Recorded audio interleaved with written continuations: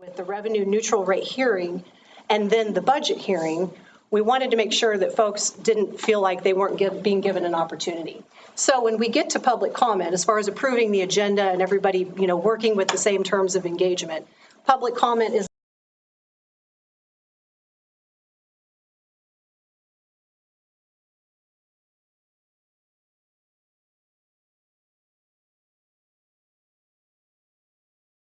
that part. Those questions get asked, and then we answer those questions.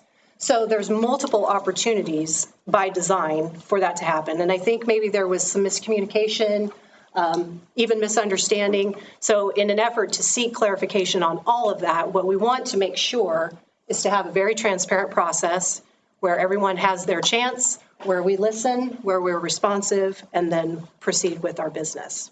Okay? So with that explanation, if I could have an approval of the agenda. So moved. Is there a second? Second. Phil has moved and Chris has seconded to approve the agenda as presented. All those in favor, please say aye. Raise your right hand. Aye. Aye. Motion carries 6-0. Okay. So now we are at the time of public comment. And I'll read our policy on that, which can then be, as an example, if you want to ask a specific question about, I don't think we should fund food service, and here's why, and that's my comment. That can happen here. If there's a more specific question you have during the actual hearing part, that's fine too, okay? So our public comment, per our policy, is an opportunity for the board to listen. In accordance to district policy BCBI, this is the agenda time during the meeting when an individual may address the board. The board welcomes up to 10 patrons to speak. Each of the patrons will have the opportunity to speak for 3 minutes. Those wishing to make public comment are asked to sign up on the night of the meeting prior to 7 p.m. With the exception of not discussing specific matters related to identifying students or staff by name due to confidentiality considerations, other than that, there are no restrictions regarding the subject matter the patron wishes to share with the board. Also, if a delegation of persons comes to discuss a single issue, every effort should be made to avoid redundancy by each person stating new facts or new perceptions during their allotted time. Board members are not to respond during this time. Again, this is the time established in the meeting for board members to prioritize listening to the public. Again, not responding is specific to public comment, not when we get to the hearing portion, if that makes sense. Okay? So with that, I'd like to welcome our first guest who is signed up here tonight, and that is Ken Snyder. He has put topic of public comment is budget. You're welcome to do that for 3 minutes now, and then again later if you want. Okay. Okay, thank you. Not used to being the opening act, so I'll try to set a low bar. I guess one thing I was trying to get perspective on this is I looked up the August report that came out yesterday regarding inflation, and basically at 8.3% inflation. Food's at 11.4%, energy's up 24% from last year. And I think with those numbers given and the strain that's putting on families in our community, I'm a little concerned about the large increases I'm seeing in the budget, the proposed budget for this year. Just not even going to specific categories, but just in general, I feel like it would be wise as part of the community school district, and even having 2 kids in the school district, that we really look and assess and see what is key to our mission in educating our students. And just like we at home, because everyone's property taxes is going up by a lot this year. I mean, you guys aren't exempt. No one here is exempt from that. To really assess that in this time of inflation, people have very tight budgets. Some worse than others, between paying for food, paying for gas to get to and from work, that we really take a step back and look and see what can be cut.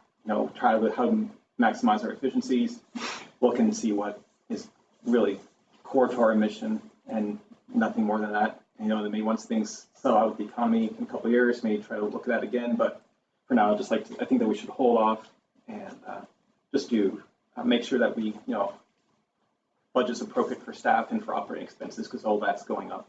And that's, not surprising. I'm personally fine with that, but with all the extra things, to really make sure we try to hold off on those for this year. Thank you. Thank you.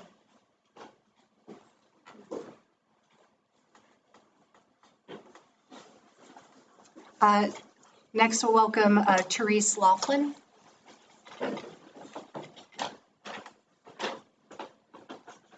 I'm not really prepared as well as he is. I'm just very frustrated. We have to cut back on our wants and determine what our needs are. I think the school district has too many wants. I think the city has too many wants. I think the county has too many wants and need to get down to the basics and start cutting back. I know you can't deal with the other issues, but you can with the school board. Part of my concern is if I'm reading these statements, and I've got one from Franklin and Douglas County, which they don't match, it is very frustrating to try to figure out how, from what it's appearing on here, is things that were voted on as bond issues are changing. How can something that was approved as a bond issue, like it says USD 348 DNI, over here on the other one, it's talking about bond and interest, and those are changing. That shouldn't be changing unless you want to go down. You should never be able to go more than what was approved. Another question, I heard and saw many times driving through town in the summer that there was free food being given out. That had to take from the budget somewhere. To me, that is an area that maybe churches or other service opportunities for other businesses could take care of. I do not believe it is a school issue. There's money that should be going on this thing and not raising my taxes.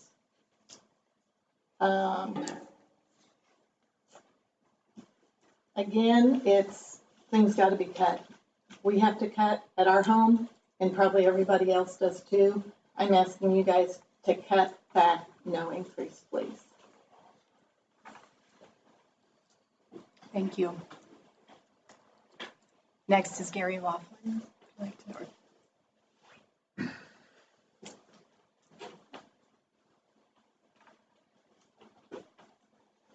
I really don't personally understand how a lot of young couples buy a house today and try to set a budget if these personal property taxes keep going up. I'm a retiree, and once you're a retiree, you're locked into that income.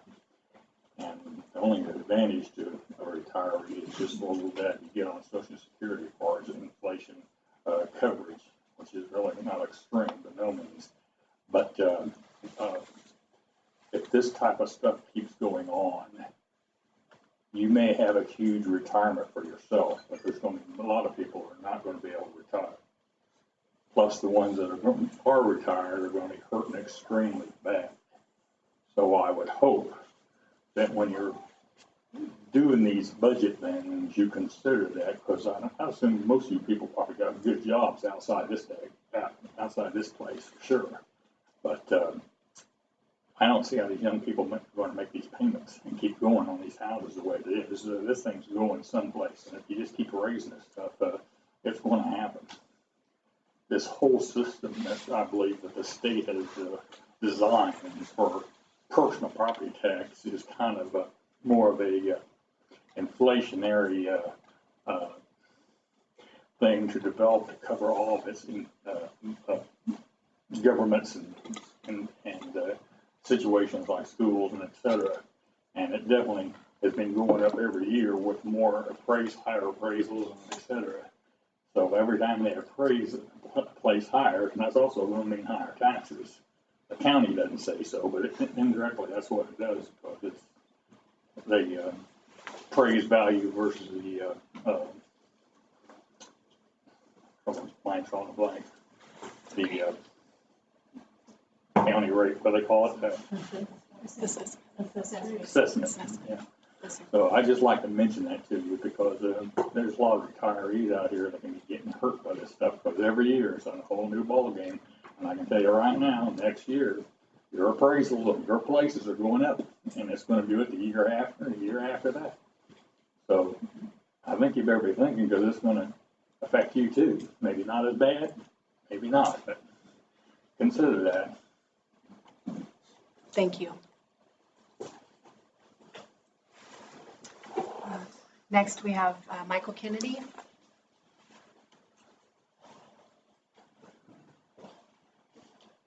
Thank you for the opportunity to speak. I think the previous three speakers have hit on a couple of great points. You six who are here for us are elected officials. You're here to serve the public as much as you are to overlook the USD 348. A couple of good points were touched on, right? First of all, I want to make sure everybody has a keen understanding of taxes here. This is posted online, but look, it's composed of two things: assessed value and mill rates. It's disingenuous to say we didn't increase taxes because we didn't increase the mill rates. When assessed values go up $20 million between last year and this year, taxes go up for everybody behind me and it go up for you. Okay, it's money out of your pocket. It hurts retirees, it hurts families, it hurts everybody. So you have to have really good justification for increasing your budget. And as we said, we're in a very difficult year with inflation, with a lot of other things going on, rising interest rates for people who have adjustable mortgages, everything. It's high pressure time for people out there. And so you need to shuttle your dream projects and focus on what's in that needs assessment, particularly with respect to educating our kids. Okay, if there's money to be spent in the classroom, that's where it should be. If there's money to be spent putting up lights for soccer, that can be tabled. That really needs to look at who is it serving the best. Is it serving all the kids to improve their education, or is it serving the entire school? If there are large capital projects that these schools need, they need to be well justified with enrollment numbers. Or enrollment, if you haven't looked, during the COVID years, dropped from 1,340 people to about 1,225 last year. I don't know what they are this year. You haven't released the official numbers yet. Maybe they've rebounded, but they're certainly no greater than when before we came into COVID. Yet we're looking at a $1.7 million increase in budget between the pre-COVID years and this year. That's outrageous. People behind me are looking at a 17, 18% tax increase to fund the schools over that period. That's also outrageous. I have a lot more information to talk about during the hearing portion. I have a lot of questions around each of your line items in the budget. But I want to say this, it's my request tonight that the board really sharpen their pencils and they take a revenue neutral or limited increase approach to this budget. There is still time to revise this and go back. You have until the 20th to approve your budget. I suggest you do it after hearing public comment tonight. We need to understand that these does not mean valuations increasing, doesn't mean more money in the pockets of people here. It means less money in their pockets. But if you keep funding the school board like it's cash cow, like people were a cash cow behind us, you're going to drive people out of their homes and drive people out of this community. And I don't think that's what you want. They've paid their dues here a long time. They deserve to keep their properties and be prosperous. We have to do a better job. Thank you. Thank you. Next is Carrie Barth.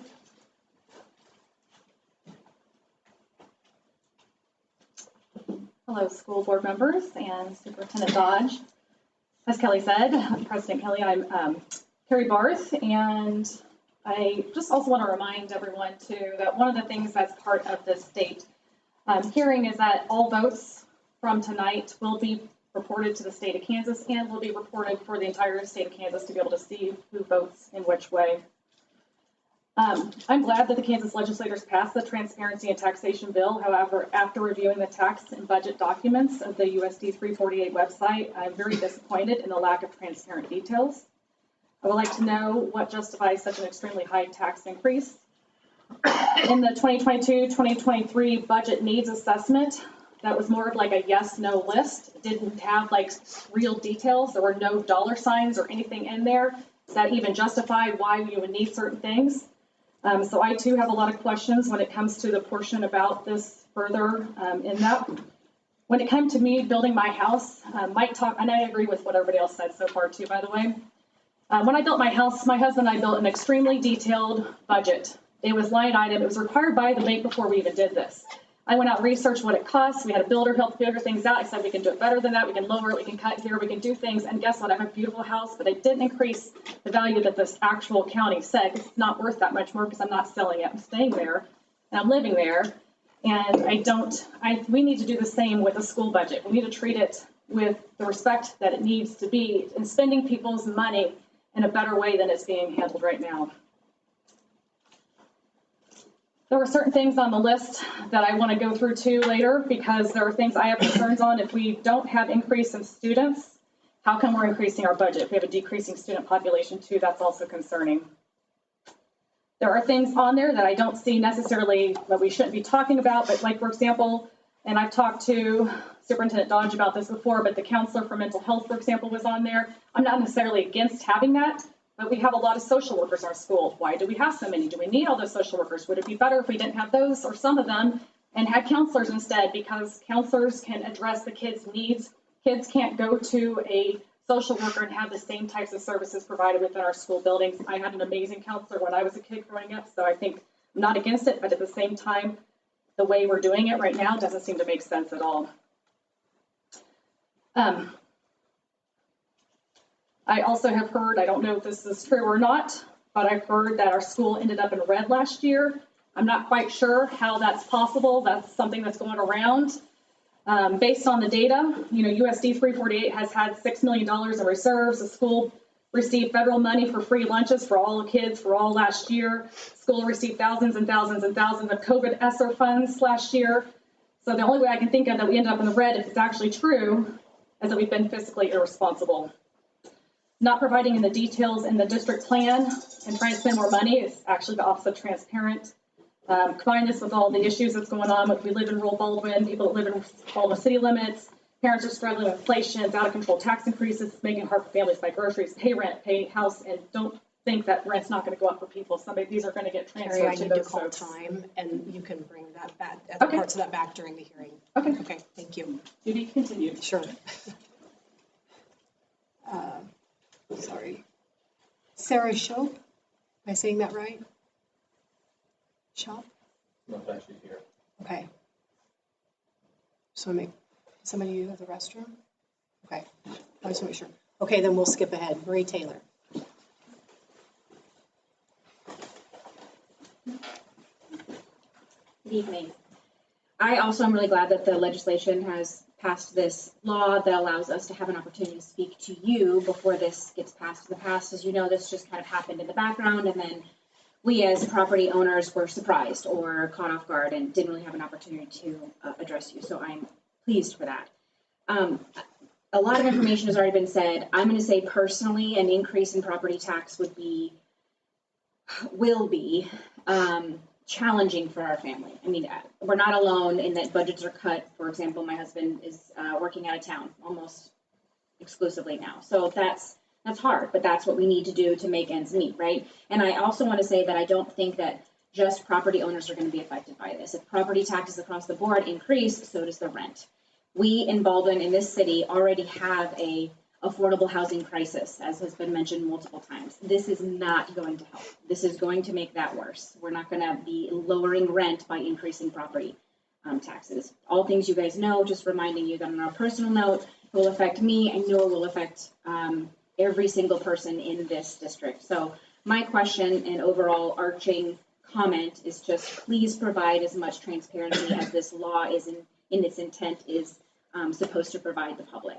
I don't see a lot of details. I think that there's you'll speak on it, I'm sure, a committee out there trying to gather that information with community members involved, trying to find the best place for the school. But I feel like as we are right now, talking about budgets and getting them set by the 20th, I think more detail is warranted for the public. Because if that's what we're going to be paying for, we want to know where that goes.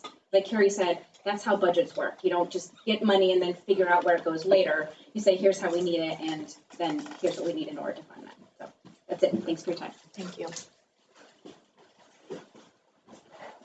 All right. Is there a Sarah? Okay. I just want to make sure. Okay.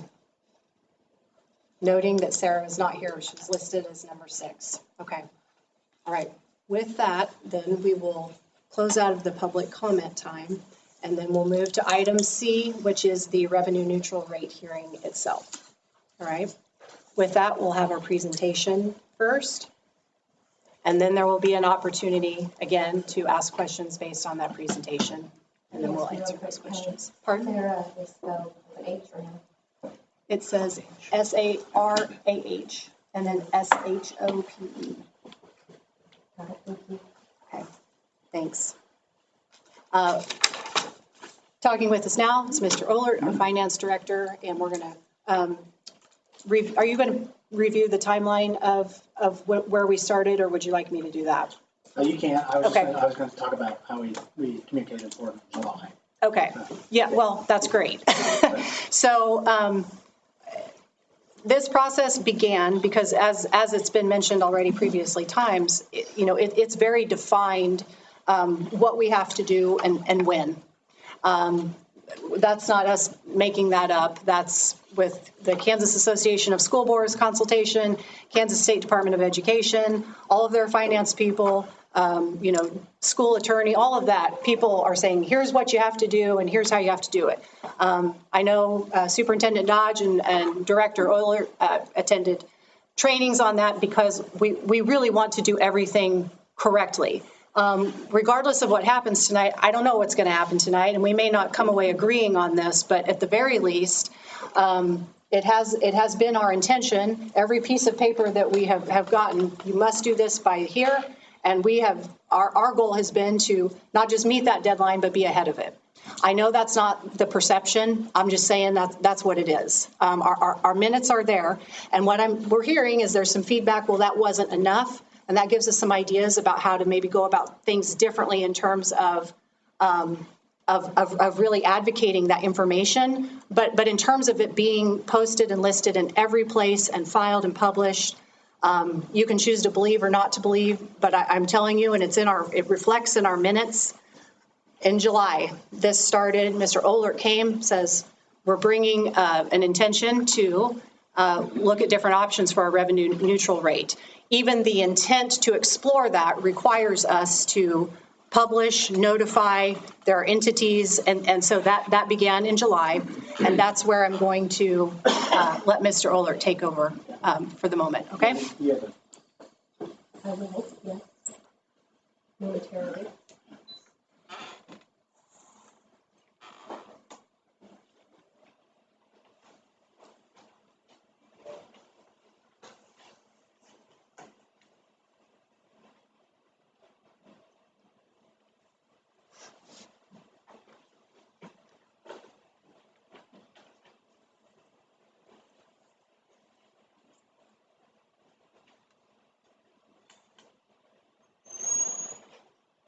Will it help for viewing if we turn off lights, or will that mess up for people watching at home? I think it's bright enough, but, okay.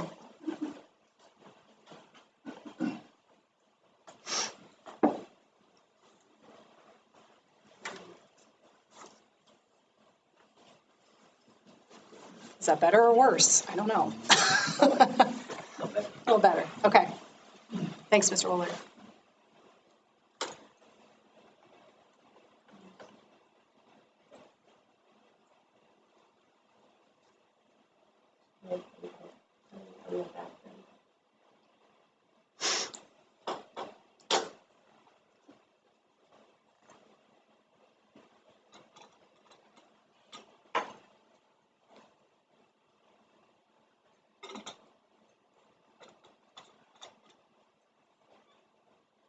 Soon as I find them.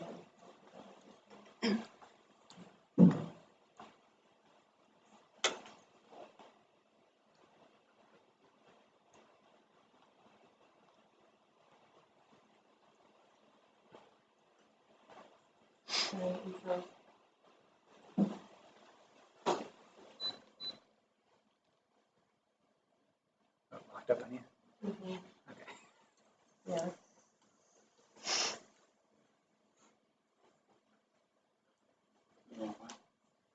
Yeah, it won't work on the new ones. That's why I went with this one.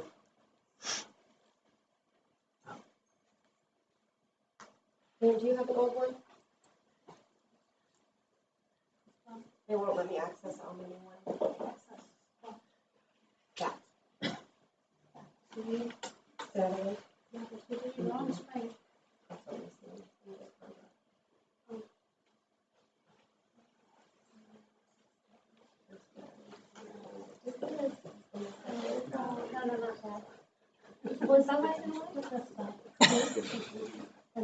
That's the story of my life with every, what is that, why it didn't work? I was supposed to plug this in here. Get that logo right there.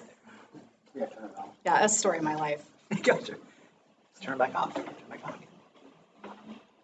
Just turn it off and turn it back on. Watch it.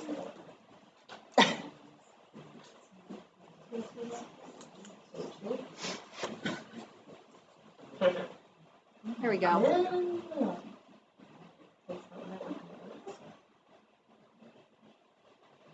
Okay. Like K-worker magic.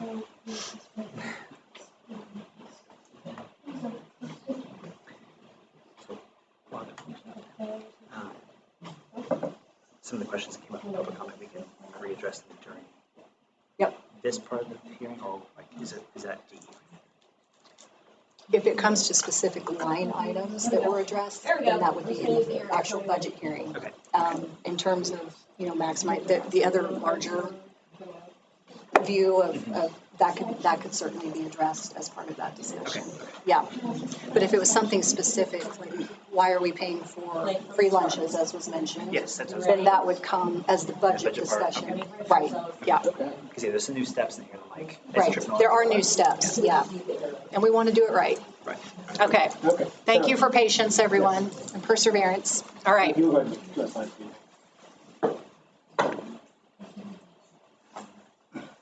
So this is our revenue neutral rate.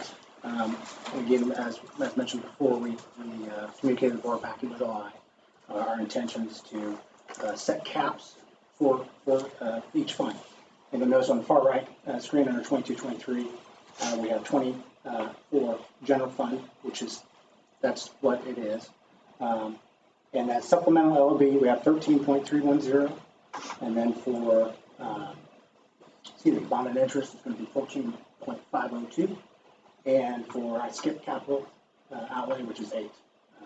I did want to quickly note, and we'll get into detail later, that everything on the right as far as numbers were the same as last year except for LOB, which did have a little bit of an increase, but we'll go over that a little bit later. And then the revenue tax rate there for the general fund was set at 17.887. That figure is based upon the actual tax levy, which is in for 21-22, which is the 1.98, over the current assessed values that we have today. So that's how they base that. So we're just seeking for approval of the R&R, and again, just for the caps.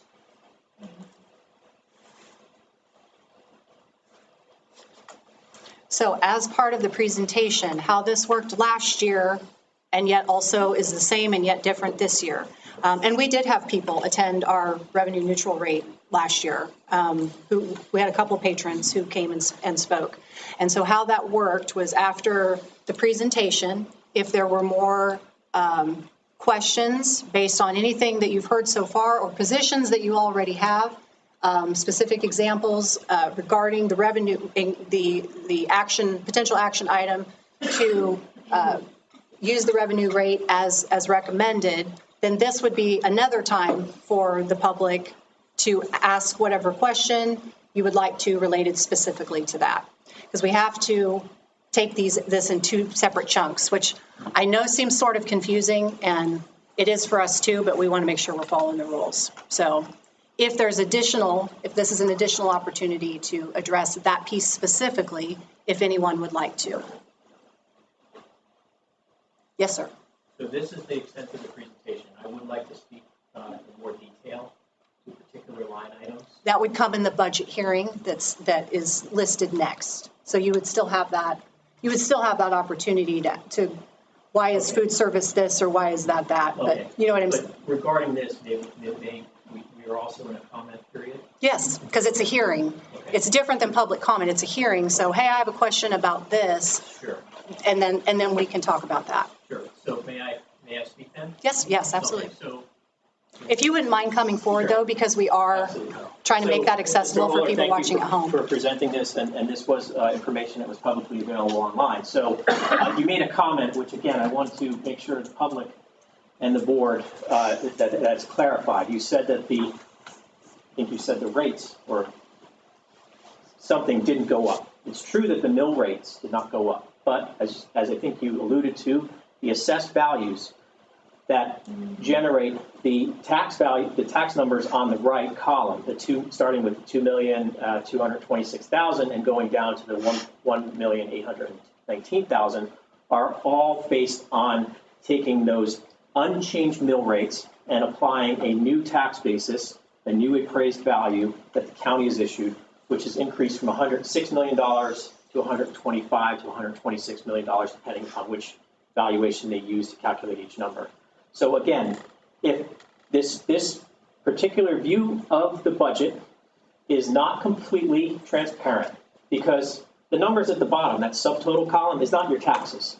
That's all other funds. You have to add the 4 lines that are shown on the left under actual tax levy and the 4 lines that are under estimated tax levy to understand that your total sum of taxes of revenue proposed to be collected is now increasing to, I believe, $6.7 million from about $5.7 million or so last year. I want to point out that that is not present on this slide. And again, that would indicate that if you hold these rates, these proposed rates, that you will be collecting an extra $1 million in taxes overall that are levied on the residents behind it. Thank you.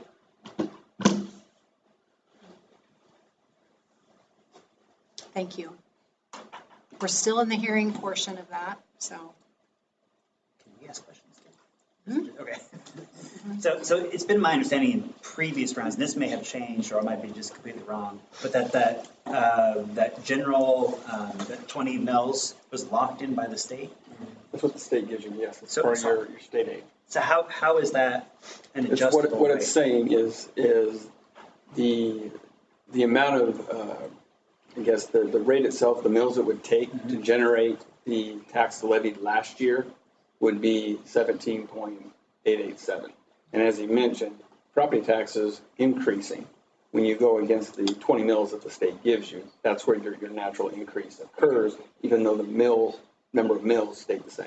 But I thought we couldn't touch that 20 mils. Or not. Okay.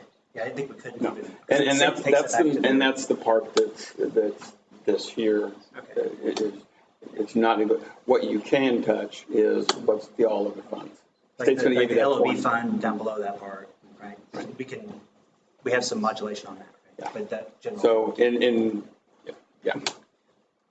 However, the LOB at the rate that it is, and somebody correct me if I'm wrong, that rate has been approved through 2024.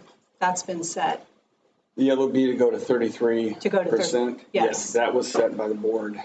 That was, 2020. we did that happened in 2020. Yeah. So just so we understand the school budget stuff is, listen, it'll give you a headache and it's a complicated beast and Why it took 2 workshops and 3 days of specialists to get through it. and months to put it together. But in the spirit of transparency, also want to be clear that in studying and trying to figure all that out, understanding the foundational bricks of what has been created, what's being recommended based on actions already taken. And that includes that LOB rate was established in 2020.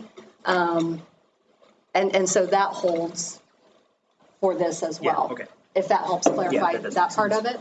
Kelly, I don't too. What's LOB mean? Sorry. Local option budget, it's basically, it's a supplement, it's supplementing additional dollars locally to the general fund. Yes. Yeah. Oh, Can I- you'll have to fight it out. Can you come up to the Yeah, microphone and catch you? So let me I just want to clarify. So I think what we need to do, right, is decrease our mill levies, not increase them, because the property, the actual revenue, to be revenue neutral, like what it says to be revenue neutral, you have to decrease the mill levy because property tax rates increased. So I think that's where we need to go. We really want to be revenue neutral to not increase taxes, to be neutral, right? So philosophically, just for some historical context, I can't speak on reverse perpetuity, but since 2015, the philosophy on the board, regardless of who's been sitting at the table, has been let my yes be yes and my no be no. Meaning, if we're not given justifiable reasons, which we'll get into more in the budget part of our hearing, here's the why. If we're not given, we've got to have this to do this. Those dots need to be connected very closely together. That's a reasonable expectation of the public. It's also the expectation of this board. Historically, when we had the opportunity to give 3 mills back, we did. When we've said we'll hold flat, we did. It has always been, and I don't want to speak for our newest member because he hasn't had a chance. Welcome to the fun. But it has been, and all of that's on the public record. Don't ask for something if you don't have a reason to spend it because, by gosh, we're taxpayers too, and you better have really good reasons and you better be able to back them up. Now, not everyone may end in agreement with those reasons, understood, and we should and will talk about that aspect in the budget hearing. But in terms of the revenue neutral rate portion of this decision, that has been based with one of those foundational bricks with the other pieces I aforementioned to create what our experts believe and what we've laid out as expectations of what we need based on the results of you, the community, and our strategic plan. We want to make sure you have this. We want to make sure you have that to hold that. And we also need to address the budget shortfall.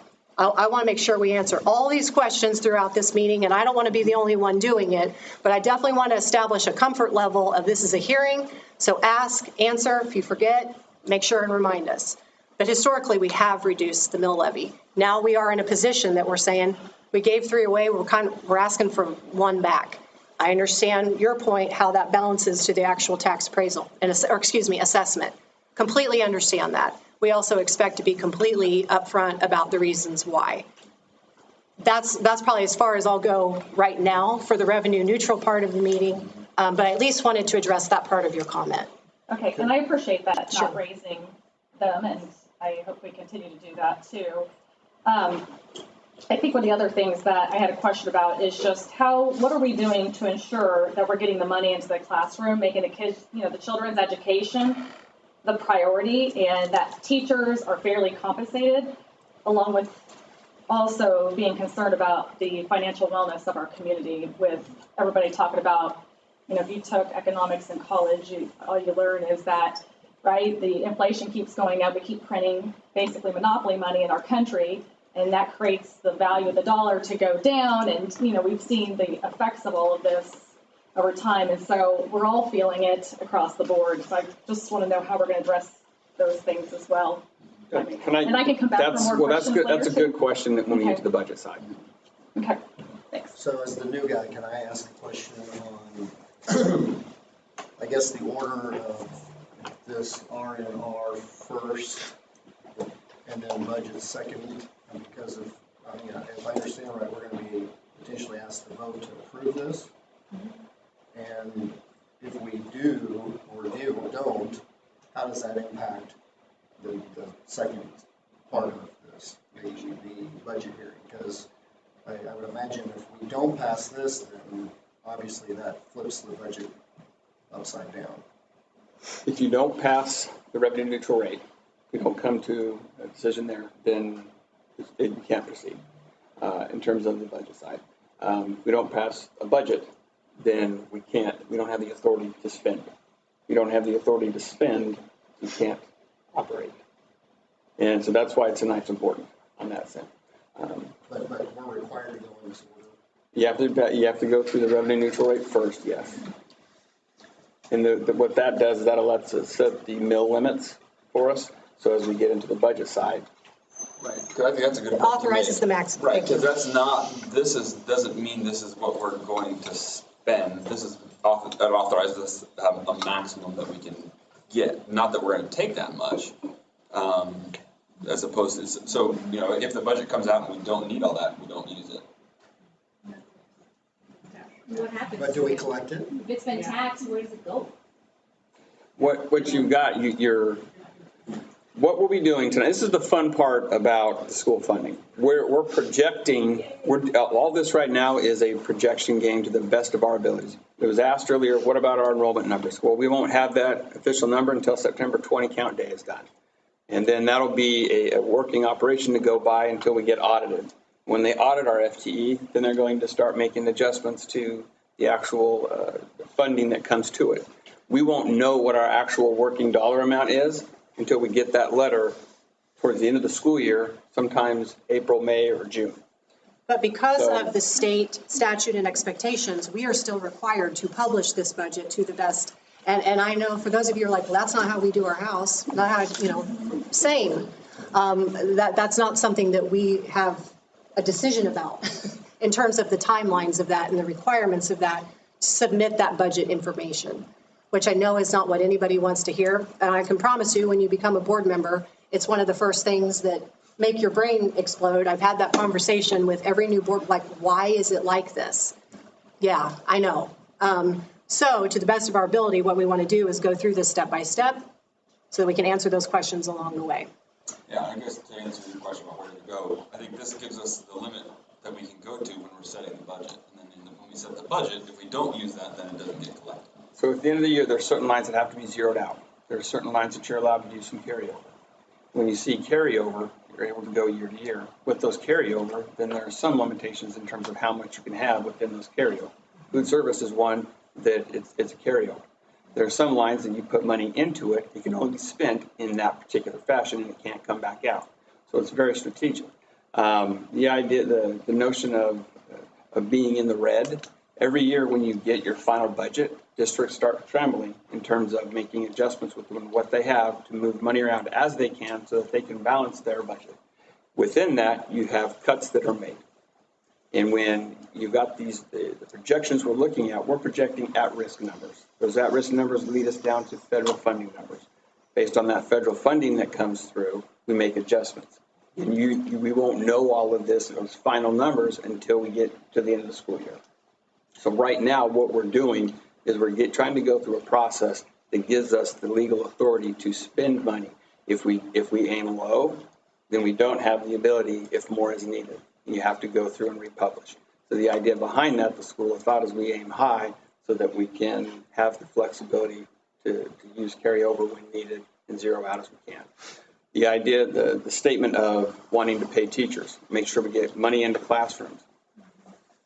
Yes, the only way we can do that is to have the money. The LOB is the one area where we have the ability to see some extra dollars come in that we can utilize to get money into classrooms, to pay staff, to recruit and retain high quality teachers. I'm sorry, Carrie, what was your question? But isn't that something you already know? You have the number of teachers, and I would think you have an unofficial number that you can share with us that's not official yet, with the number of students and FTEs as well. Like, you should be able to disclose that to us. We've got an enrollment, we have an enrollment number that shows that there's an increased number of students that have enrolled. Last time I checked, that enrollment number was 1424 students. But each student, when they're pre-K, they don't count as a full FTE. Right. They count as a 0.5. We don't get the full FTE funding for that student. That impacts the general aid that we get. So we know the number of teachers we have, but if we want to increase what we're paying teachers, we've got to plan ahead. When we get to the budget side, we've got some more whys that we'll talk about. We're getting off track of the R&R. It's difficult because they're separate decisions, but yet they're completely embedded and intertwined. So understand why it goes there. But ultimately, the general explanation, is that we want to make sure to understand is this, starting with the notification in July, and that's been brought forward with financial update information at every board meeting as a part of the minutes. It's all right there, and published in accordance to all statute. the intent to seek the full authorization of the revenue, or the revenue neutral rate, tongue-tied, has been something that has been put forward for the last couple months. And so we are being asked to then make that decision to then go on from there. But I want to make sure you get your, yeah. So if we approve this, we are essentially approving the mill increase. You're approving the caps for the mills that we can use to build the budget with. But does that equivalent to us actually, back to what Phil was saying, it's going to cap what we receive, but not necessarily if we can adjust that in the budget to where it isn't actually received or actually charged or presented to the taxpayer. Yes. It's the levying authority, yeah. So- I saw a hand go up Yeah, here. so, okay. Yep. So again, I mean, thanks, Kelly. We felt for asking that question because, okay, so we're learning, okay, I appreciate some of the education here, but again, you're asking to approve the mill rate. And we've talked about this several times. Because of the valuations, that means a massive potential increase in taxes to us. That gives you the authority to, lack of a better term, go on a spending spree if you feel you need to. And this is almost like U.S. Congress operating of, well, you got to approve the bill before you see what's in the bill. Well, we got to approve the budget before we see what's in the budget. I don't care if my request is this: lower your mill rates where you can. Your mill rate for capital is going to collect way more money than you probably intend to spend. So give us some security here to know that we have a safety net and you can't increase capital by $250,000 this year. The same thing with bonds and interest. We know we have level payments, yet you're collecting $250,000 more potentially to pay those things. Lower the mill rate there, because go to a revenue neutral, not a rate neutral, a revenue neutral. That's what it says there. It says revenue neutral. It doesn't say rate neutral. It says revenue neutral. And if you're approving a rate neutral budget, that's not the same thing. Now, you also said you've given money back in the past, or you've given mills back. Again, giving mills back is nothing. Okay, when you have increasing appraised values, we're not saving any money. They're just, as this graph shows here, of revenue from 2016 on that these people pay behind me. Okay, you were level revenue neutral for 4 or 5 years. And then things started going up over COVID. And now your potential revenue, if you approve the numbers on the right and the same mill rate, it's going to skyrocket. Potential. Okay, that doesn't make us feel all very comfortable. I think that a lot of that skyrocketing stuff is, the school board has. I mean, the schools are living in the same environment. Diesel gas for the buses. It's not 18%, Bill. Well, I mean, okay? Everything is across the board. It's not 18%. And the values that you're referring to may be addressed by the general budget increase and may be addressed by the supplemental increase. They're not necessarily needing to be addressed by the capital and the bond interest, because the bond interest is fixed. The bond interest in principle is fixed. You're going to pay $2.5 million this year, roughly, okay? But you're collecting 1.8, and you're going to get more money or put money from some other account towards that. And if you look at your published budget, what you show that you're intending to spend when we get to that portion, it shows 3.5. So you don't have to collect as much money from us to meet your obligations. Lower the mill rate. Lower it to 12, whatever, in fact, the exact number that would give you a revenue neutral for these taxpayers, a revenue neutral fund to that. They'll cut $250,000. That's 25% of what we're asking for. The same thing with respect to capital.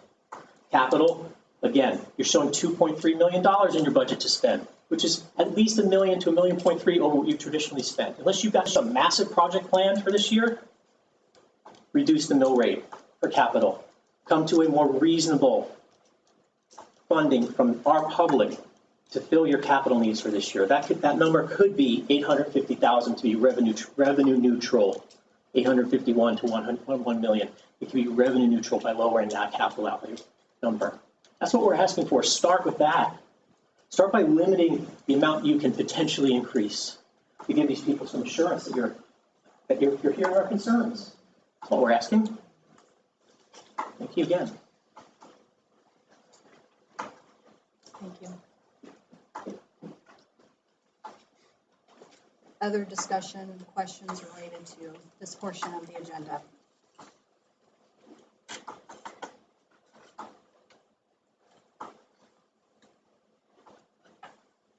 I'm a little confused at something I thought I heard, and maybe I misunderstood. I think it was Mark when you were saying what I heard was you're looking to make sure you get enough to meet the things you want to do. Because if you don't, you may have to republish. What's the problem with republishing? If you publish low and you wind up generating more dollars, or as you go through it, you can't spend the excess. You have to republish to be able to get access to it.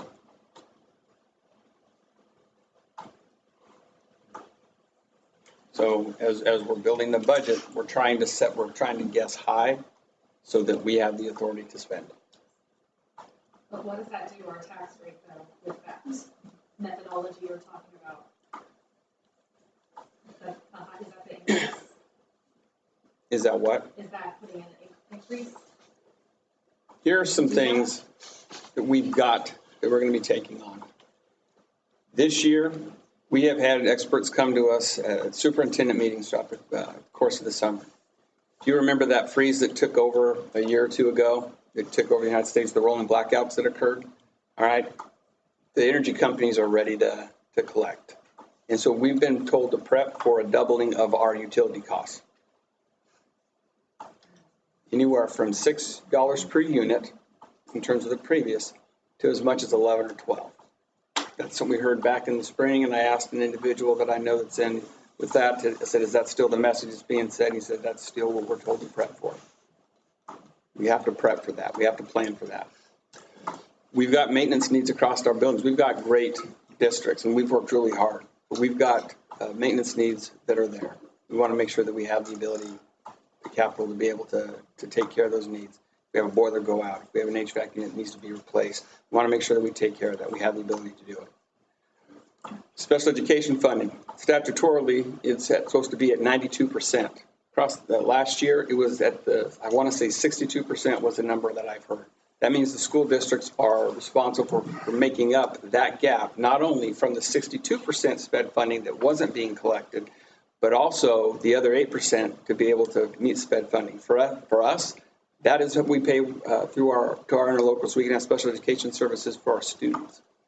Last year, that gap, when you take into the account the shortage from 62% to the 92%, as well as our the additional general fund monies necessary to pay our assessments, was about $600,000. We've got to account for that.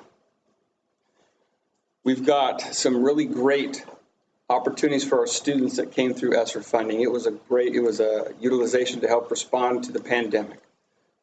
Many of those requirements were that you utilize it to provide additional technology, enhanced maintenance. Ionizers is what a lot of districts went to. Instructional resources to make up loss that took place as a due to the pandemic when we had school shutdowns, as well as the nursing supplies, as well as nursing health needs that are there, staffing. For our district, the ESSER 3 program that we've had is given us some great staffing positions that we've been able to account for 2 years. Some of those are instructional support staff to help students make up loss that took place that they're going to be experiencing. And so we're going to have tough decisions to make in 2 years. I'm trying to plan ahead. I'm trying to look ahead for this so that we don't have to be in a situation where we have to make that tough choice. Because these are social workers, these are nurses' aides, these are our instructional support teachers, helping students academically, socially, and with their health needs. I'm trying to look ahead.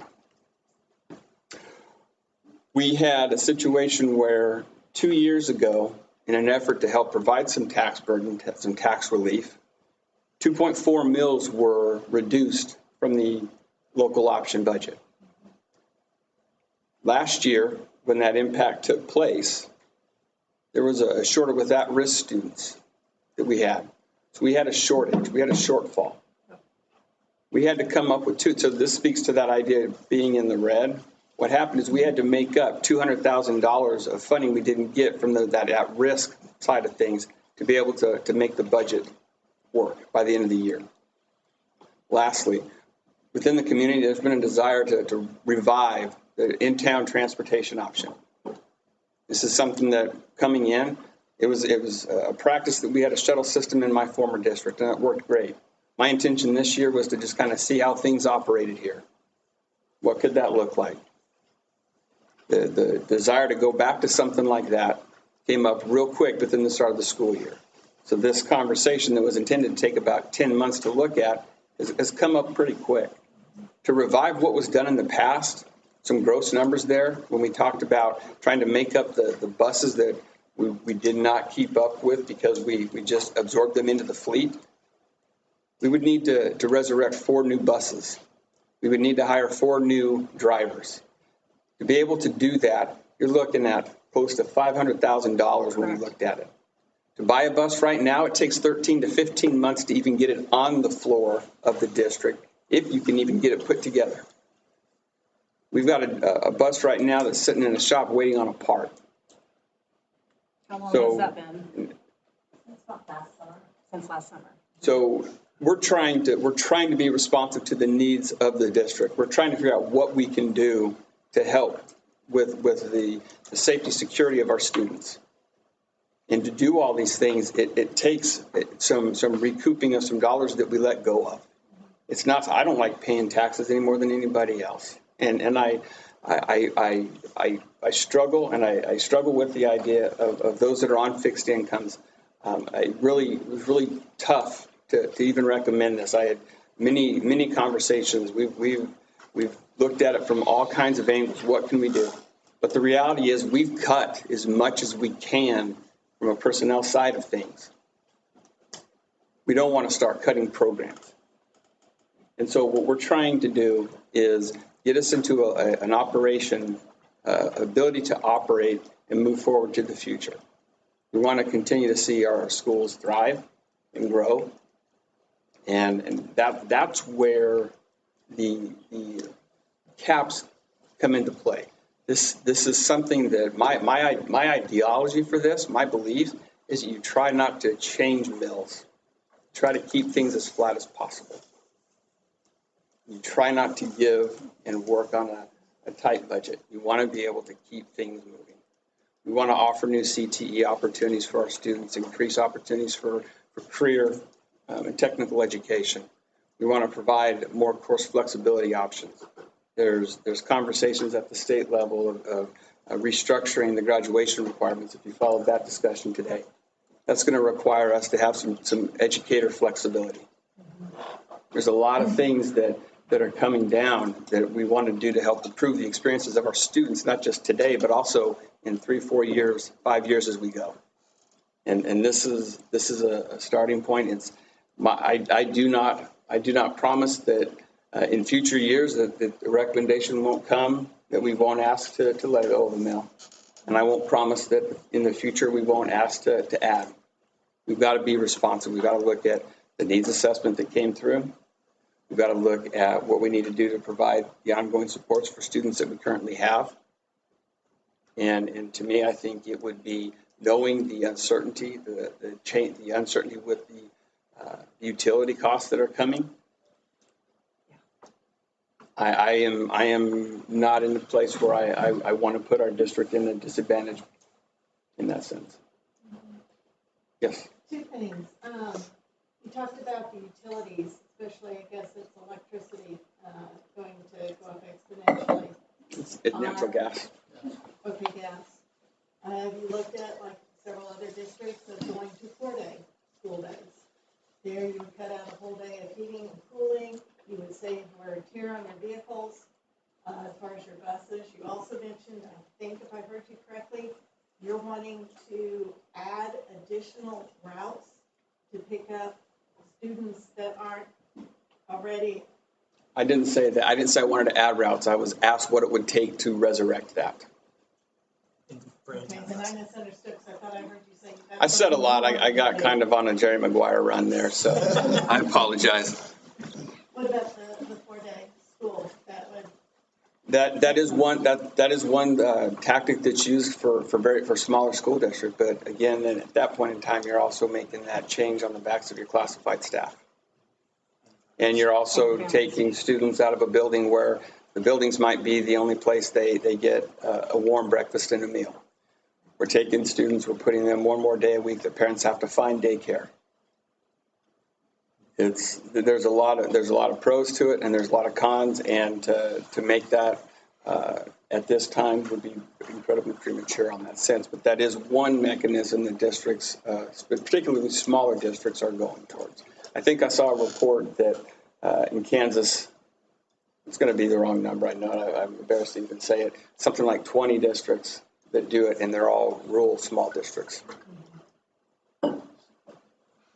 Yes. How about selling them school buses and have a company turn around and do your bus enforcement? The outsourcing of busing, that is something that the board has looked at in the past.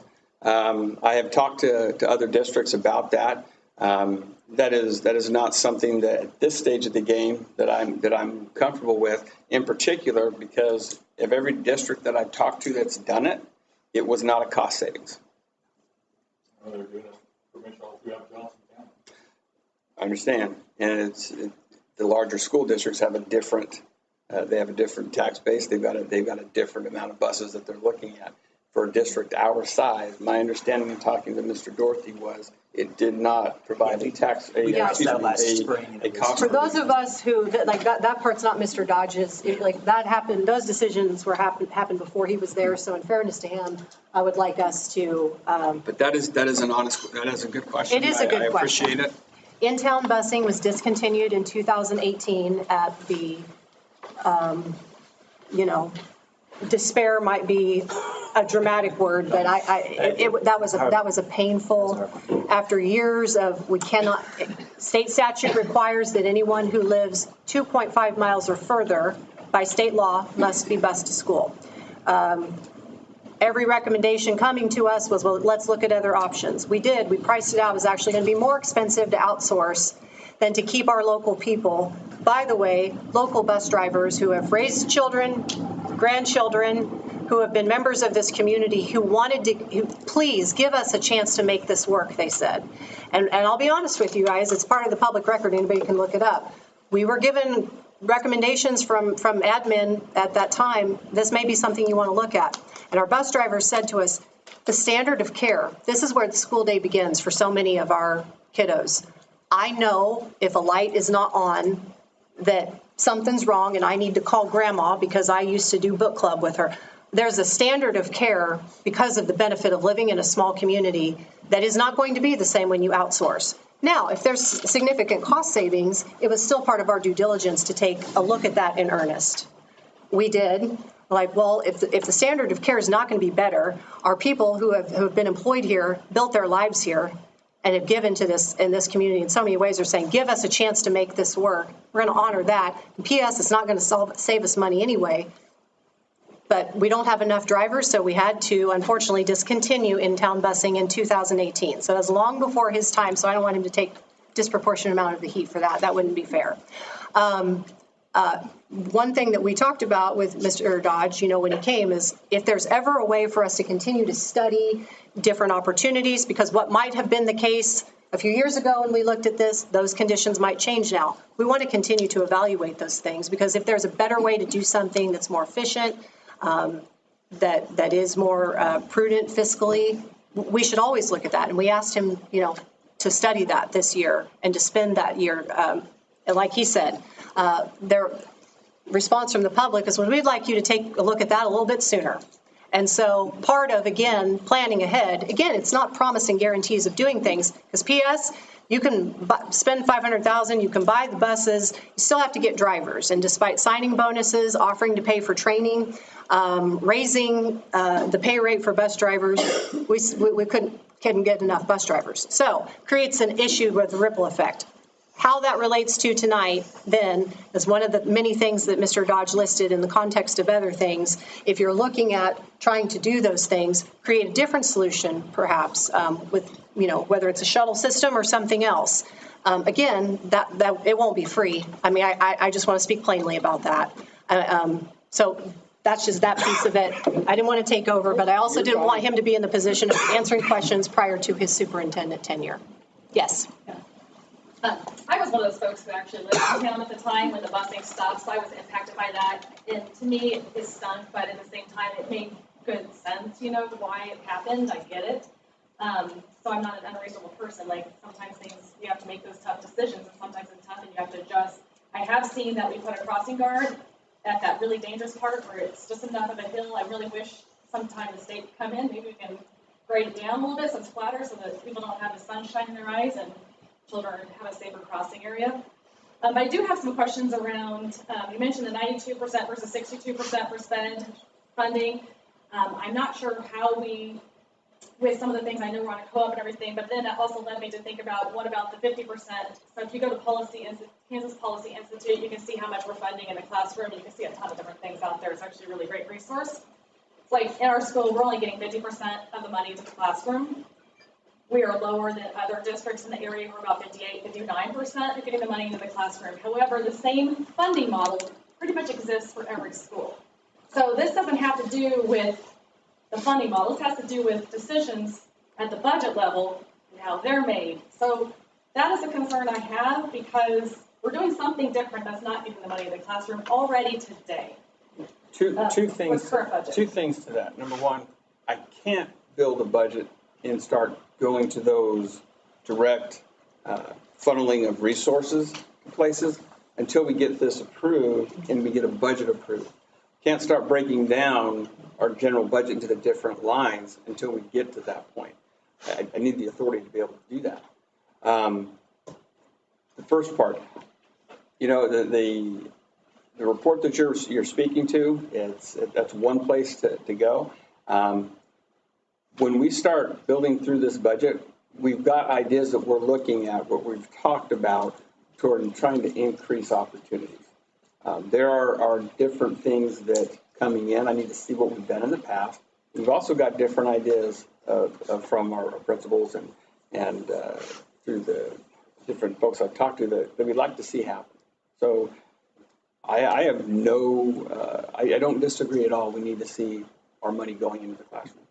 I think that's a very good statement. My question is, other districts have an increase, like we're a pretty high tax base already in Douglas County compared to some other counties too.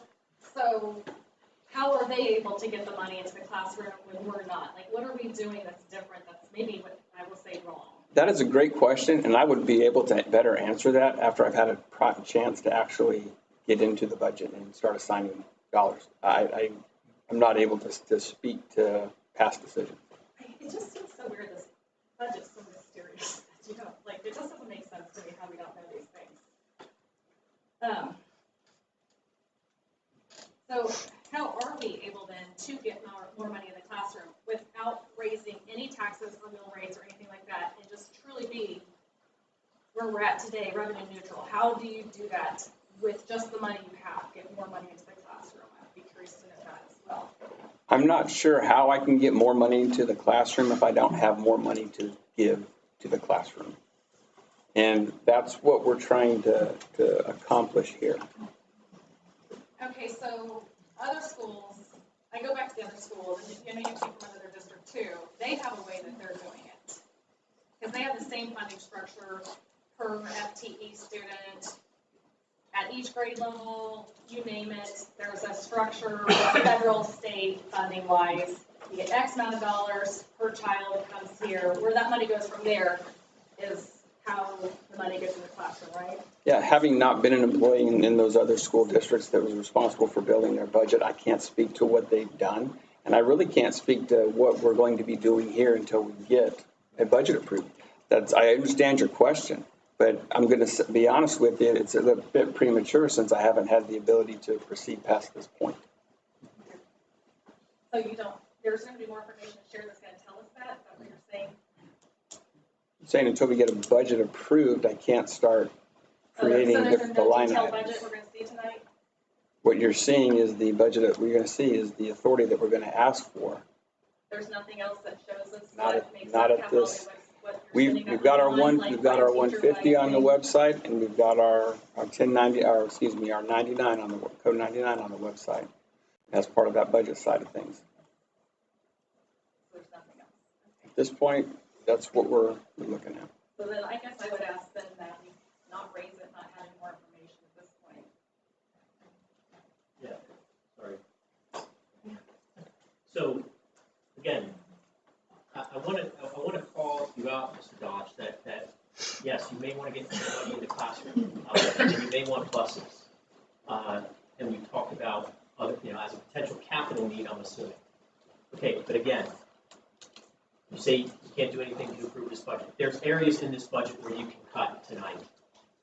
The bond and interest you can cut. It's a fixed cost. You know what it is, and you're collecting more money than you need to. Second, with those capital costs, if you are supposedly budgeting in to buy 4 buses to solve the solution, why do you have to go from 0 to 4 this year? Why don't you, if you want to come up with a plan, why don't you say, you know what? Sir, I think we can spend a maximum of $200,000 on buses this year. We should trim our maximums here. We should see how the plan goes. Maybe instead of 2.5 miles, it's 1.5 miles, and see how that works for everybody. Sir, I think you misheard what I said. I said I was asked what it would cost to resurrect it. I understand. And no, let me finish, please. Let me finish, please. You asked what it would cost. I gave you the amount of what it would cost. I didn't say that's what I was wanting to do. What we also need to do, if we are going to resurrect something, we need the ability to add to our fleet. Because our current fleet at this time, based on what we have to know right now, we're trying to add a bus a year. And if we do that, we know that it's going to take more than a year to get it on site. We have to plan for that. That's part of the study. And it's the pilot that this could look like. There's a lot of things that this could change by the end of the year. We need to be able to do that. We cannot do that if we don't have the ability to plan for it. Additionally, what I want to make sure we understand is part of process too. We've just been doing a strategic plan for the last 18 months. And part of that was all of the input that the entire community, staff, and students contributed to that. As part of that, when we, in July also, established with our new superintendent, here are the results. Here are what the people said. This is what we need to have a successful district. This is what we need to have growth. This is what we need for our students to be successful. That was it was articulated very clearly, again, from little ones to parents to community members. Obviously, there was some range in that, but by far and away, there were very clear majority themes that came out. Listen, school board, listen to us. This is what we are expecting you to do. Our kids need this. Our students need that. We need more career and technology. We need more social emotional assistance. We need more assistance with remediation, particularly for our at-risk students. All of those things are data points. It's not just stuff we're making up. From those data points, we structured a strategic plan that then, as part of the expectations of our new superintendent, we say, here's what the people said. Here's this 18-month process we went through to really study this and do our due diligence. Here are the expectations we have now handed you. Now go do a needs assessment, because that's a new requirement, in conjunction with that. And based on the expectations, so I want to be very clear, it really doesn't need to be a back and forth with Mr. Dodge and anybody. This Board of Education set expectations and standards for the future of our district and for the care and success of our kids. Based on that, we've given our staff, here's the goalposts. What's it going to take to get there? Based on those foundational building blocks, because if nothing else, there's some, we're not going to convince. I'm not trying to convince. What I am trying to assure is there has been, despite the narrative, a very methodical process that has happened. That is what has resulted in our staff then bringing back to us, okay, to achieve these things that you all said and agreed upon unanimously, that this is what the community wants and sees the direction of this school. If that's the standard, this is what it takes us to get there. That's the conversation we're having. Now, understood. People say, well, let's not do that and let's cut this or that. That's fair. I understand folks having opinions about that. And as I shared with someone previously today, as someone who grew up on a multi-generational farm in Kansas, I have my own feelings about property taxes. I know what that does to people. And I know that is, it's a solemn responsibility of board members to consider, listen, when we've been able to give it back, we gave it back. And now our people are saying we need this to be able to achieve that. It's a weighty ask, and we don't take that lightly. Even if you walk out of here tonight, even if unhappy with the result, I get it. Mr. Dodge, spoke to that as well.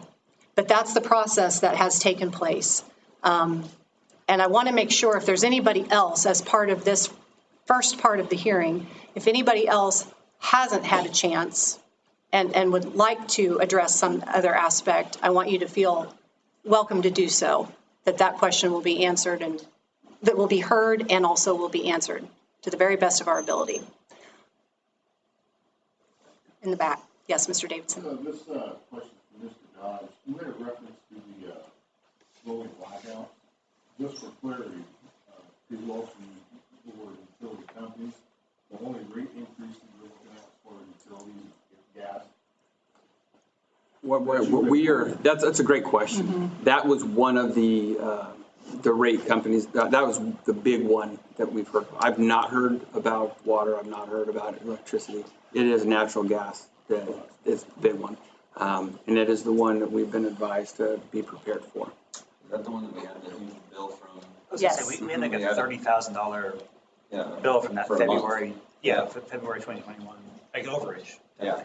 We entered into an appeal process on that, and the money we spent chasing it, I don't know if it saved you anything in terms of the human resource side, but I think all of us are a little skittish about that. I don't want to speak for anyone else, but we went through that on a small scale based on 1 month's bill that we appealed on behalf of the district. And like I said, I'm not sure we came ahead ultimately with the human resource time that we spent on it, but that gave us a small glimpse based on what other professionals are advising us to do in preparation for this year. That was enough. That experience alone was enough to get my attention personally. Yes, ma'am. So with any of the budget that we're proposing here, I heard a couple of times the phrase budget shortfall used, and I can't remember because it's been quite a long time ago that it was mentioned. Are any of these dollars to make up from? Are we in some type of debt in certain categories that we need to make up? No, we are trying to plan ahead so that we are not in a situation if our at-risk numbers don't come through like we project them to come through, then we don't have to scrape to find that. I'm sorry to interrupt you. Can we explain the at-risk funding mechanism? There's another funding mechanism that I would like to make sure people are aware of. At the beginning of the year when we talked about last couple of years, you had free meals. And so the free and reduced meal application that went throughout the state, or all school districts around the nation use. Part of that is not just to assign free meals and reduced meals. It also goes to assign reduced fees for families as their enrollment fees, et cetera. The federal government uses the free number count to assign at-risk dollars that go back to the school district that is used for at-risk programming, reading interventionists, interventionist paras, that sort of thing. You have to project what you think that's going to be, and that's based on who you think is going to return, the amount of families you feel are going to return and then be approved as a free family. When the free meals went through, as you remember, last year was that great home economic survey that families were asked to fill out. That was going to be the catalyst to determine the free meal status for at-risk funding. Well, districts all over received a shortage there because the turnout, families didn't feel the need to fill out that application if meals were going to be free anyway. And so those numbers. I'm went sorry to down. interrupt. To clarify, the district, the federal fund was provided the free meals. Yes. So I want to make sure and clear up Yes. that misunderstanding that That came was- up earlier in yeah. public comment. I just want to make sure we, That was the federal, that was a federal yes, program. that wasn't us being change. like, hey, where's our Cancun slush fund? Let's use it on free lunches. No, that was a federal government program. So that changed that. Yeah, thank you. Because it was free, then people are like, well, I'm not going to fill out the paperwork because what's the incentive to do so? Therefore, we didn't have the same accurate picture of numbers to present that really show what our true at-risk number of kiddos are. And therefore, then those dollar amounts that coincide with the number of at-risk students were then not available to us. So it's things like that that contributed to the shortfall. However, that's not, that operationally, there's no budget deficit that we are compensating for this year to make up for that. As a district, we had to make up that loss to be able to finish out the year, and we did it through other means. And I was not here during that time to be able to speak to how that came about. I just know through conversations with my predecessor that they had to look within their end of the year budget to make that happen. So much so that at one point we asked the board to consider dipping in a contingency reserve, a rainy day fund, if needed. Correct. Yeah, jumping back to the revenue neutral thing over here. Can you maybe help us? I need to understand what revenue neutral means. So if it's not the subtotal of funds and it's not the stable mill rate, what is revenue neutral? What it is in response to the change in assessed value from last year to this year, it's how many mills would be required this year to achieve the same amount of tax levy dollars last year. So values went up, so then it requires fewer mills to equal what was levied last year. Then why is there the difference there between actual tax levy for 2021, 22 and then estimated? Those should be the same, right? If that's revenue. No, because what you've got on the 22-23 is not utilizing the neutral rate in terms of mills. It's using what we're asking the board to consider. So do you see at the bottom, the middle column, it says 34.9? Right. That was the mills last year. At the very bottom right, 35 point, I can't even read that from here, but it's on my 35.812, that's what we're asking for. So the difference in the mills, but to Mr. Kennedy's point, there's a difference there because the mills doesn't equal dollars because you've got the assessed value. So the assessed value has gone up. So with the assessed value gone up, it would actually require fewer mills to make the same amount of money in tax revenue as last year. So we're saying that what we're talking about is increasing the mill rate in spite of an increase in assessed value. So it's a Mr. Kennedy's point, it's a little bit of a double whammy because even if you kept the mills exactly the same, taxes are still going to go up. Because our tax neutral part is the 29.599. Correct. Yeah. So if we were to stay revenue neutral, we'd have to have our mill level of be 29.599. As we talked about earlier, you can't change that 20 mill rate for the general. You can change what's down below, like the LOB. So if we were going to go revenue neutral, we'd have to drop like the LOB down, and probably all of them down to stay revenue neutral. So, to Mike's comment, and then I guess maybe you can answer this, but on the bond and interest, what if we have excess on that line, where does that, do we have the freedom to reallocate that, or what? You can't reallocate it, but what you can do is you can pay off outstanding debt, which is prepay or overpay. Which is something that, a conversation that I would like to consider moving forward this year. With that, you have the ability to do that. And in doing so, as you call a bond, we have one that's roughly $1 million. And the way the state funding piece works on something like that is our portion of it would be 65-ish%. Nate probably knows the percentage better than I do. And then the state would pick up the balance. So for us to pay off $1 million-ish worth of that outstanding debt would be around $667,000 that we're looking at. The state would pick up the balance of that. So it becomes like a form of in investment. terms of utilize, what do we do? That is something that we're planning to do in addition to making our bond payments. Any new? Gentlemen, please ask a question. Yes, sir. Thank you, I'd like Mike. to know how many years you have left on these bond issues. We've got several of them, and they're all different. They're places. staggered in different times from past.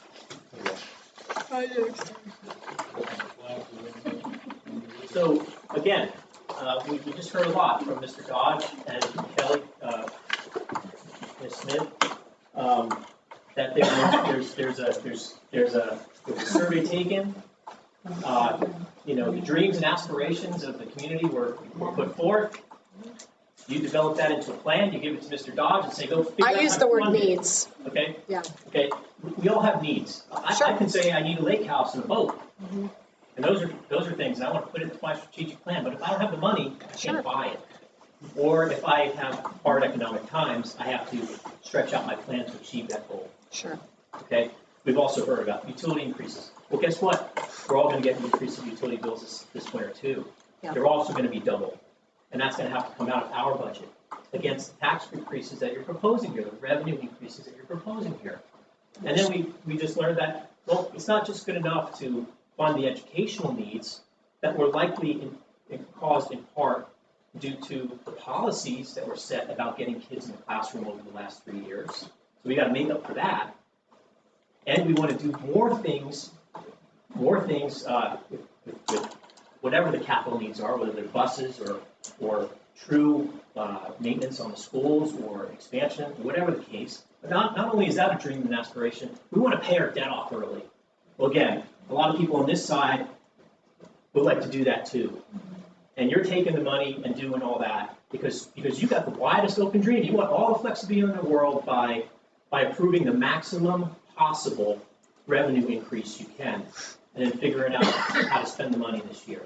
And you're not even telling me which things you're going to do this year, but I can gather by the information that's not shown on this slide, by the information that's on your website, again, that you're planning to increase debt payments by $1 million when you don't have to. And it's all under the terms of making an investment, as you said, Kelly. But again, that's impacting us. It's impacting our ability to pay bills this year. It's impacting our tax rates. It's impacting our ability to stay on our properties for some of us. Okay? It's all well and good to have wants and dreams and plans. I certainly appreciate your point. But things have to fall to reality, and you're going to be fiscally responsible to the responsibility. So this is getting oddly personal.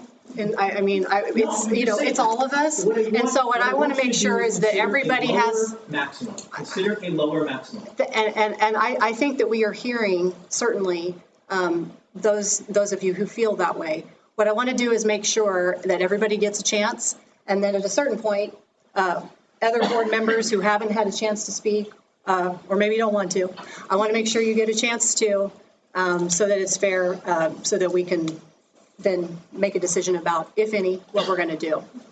Yes, ma'am. Yeah, I hope you guys don't feel this is personal, but it is personal for the It is personal. thousand people in this district who are going to be paying these taxes. And I keep hearing things like level of care, and I hear things like programs. And while we appreciate those are nice to have and wants, and what we need to focus on is education. The goal here is education, and we can't fulfill every family need. Like someone said earlier, we have other resources in our community, like churches and businesses who can donate. I know we can't always count on them, but we have to focus on the goal of this whole system. USD 3348 is to educate. So what we're asking as patrons of this district is that you take your pencils and you sharpen them, because like Mr. Kennedy said, the fuel is affecting all of us. The food prices are affecting all of us. This tax will affect all of us. In reality, we live in a district and we live in a great community where we have a lot of older, retired people on fixed incomes. What we're going to find out is we're going to have a mass exodus of those type of people who bring very good quality to our community because they're going to be taxed out of either their rentals or their homes. And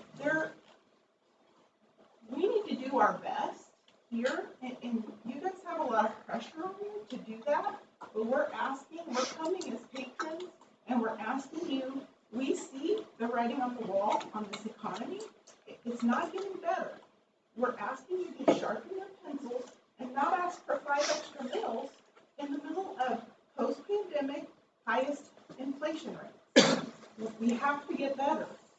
We have to get better because if things like this come down and all the fuel rates, we already are sharpening our pencils on this side. Mm-hmm. We're asking you guys to do the same thing. We're asking you to consider the 3,000 homes or however many homes are impacted, that this is going to hit their bottom line. That's what we're asking. It is critical. The decisions you make, it should be education first. That should be the only thing you're worried about this year until we get through this. If it does not impact a child's education, cut it. Thank you. I think everybody, let's have you, and then I think everybody's had a chance, and then, oh, yes, ma'am. Okay, we'll go here and then there. I saw you first and then you. Sorry about that. Yes. It kind of goes along in line with what you're saying. When you said you asked students, parents, what they wanted. And community members, yeah. With that question, did you say, are you willing to pay this much extra? Probably not. So who wouldn't, if you're asked, what would you want? Would you want this? I can ask my grandchildren what they want, and it's going to be up here. Sure. When I ask them, okay, then you're going to give up this, they're going to, no. They don't want to have to lower the other end. Mm-hmm. So to me, that's not reasonable to say that. I appreciate the fact. I apologize for mischaracterizing the methodology that went into the survey collection because, you know, in being conversational, you were correct, ma'am. That is what I said. But obtaining that information and those survey points was a guided process. I certainly, you know, wasn't in charge of that, or I would have messed something up in one of the words, just like I did just now to your point. But it wasn't, what do you want? That wasn't the methodology involved in a formal survey process. But I do understand your point. All of us can say, well, what do you want? Well, yeah, what are you willing to pay for? Completely understand your point, but I do at least want to tell you that is not the spirit in which those surveys and focus groups, it was a combination of both. It wasn't just a, well, hey kids, what do you want? Because that would have been irresponsible. And this, I can speak for the board, we wouldn't have structured any sort of planning or policy based on open-ended questions of, well, what do you want? Because, so I do appreciate your point on that. Even with that, yeah. If I would ask my grandchild, mm-hmm. and I've got 8 of them, what do you need? It's going to be up here. And then we lay out the cost of, well, this is going to affect that. Do you still need this? No, I can do with that less. And I think that's what everybody's asking you to do. If I understood correctly, you need to pass some kind of budget so he can figure out where the money's going to be spent. Why can you not pass a budget that does no increase? And then he can start figuring out where the money needs to go. Okay. Thank you. Yes, ma'am.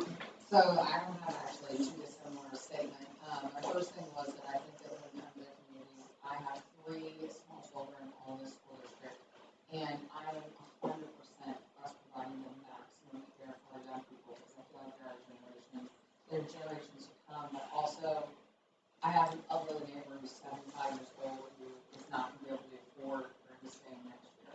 And I do think that I echo 100% sentiment that although this next generation is our future, all this next generation we have an incredible responsibility for, the generations that paid the price for the last 60 years we also have a responsibility for. And I think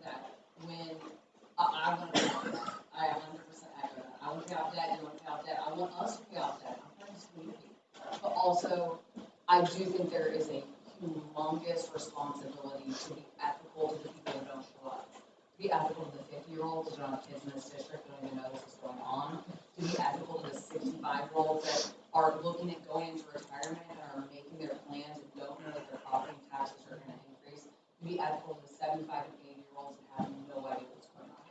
So I would just say, as a community, we're responsible for all. We're not just responsible for these babies. And they're my babies. I have no gain in the fight to be 75. I'm not 75. Y'all can see that. I only have babies in this district. But I'm also saying that we as a community have an obligation to be aware and responsible of our economy and to be aware and responsible of what it does to all members of our society. The second thing I'd say is that I really would love to see a published, I call it a P&L, profit and loss statement, I'm in the business world, but a published budget that operates on percentages. Like, what are our priorities? Where are the things we're not going to compromise? Where are the things we are? I agree 100%. If we have no increase, what does that look like? You know, it does worry me, and I'm just speaking out loud, and I apologize if it's overly frank. I am honest to a flip and fall. But it worries me that the man in charge of my budget doesn't know where my money's going to go, whether I go up or down $5,000, whether I go up and down $5 million. Like, for me as a business person that manages $17 million worth of portfolio, I know if I go up and down 0.001% where my money's going and where I'm making priority budgets, where I'm making cuts, where I'm going to lay the line. And I guess I would love for you to speak to what are the priorities, what are the things that you will not compromise, that are do or die, and what are the things you'd be willing to let go of in order to save maybe the people that are the least the lost, not 10, 9, 11, 12-year-olds, but 75, 85, 95, 65-year-olds. Where are our priorities as a school district? So part of that, and I don't have to be the only one to answer, by the way, just saying. Part of that has to do with, in terms of the priorities of the school district. So I referenced the strategic plan previously. There were 4 target areas, okay, to answer the question. Supporting student success, that's all about education. The second one was, help me out, guys, increasing engagement opportunities for our students and community members and their families. Understanding that that's a partnership between and among families and staff, but creating the resources for that to happen.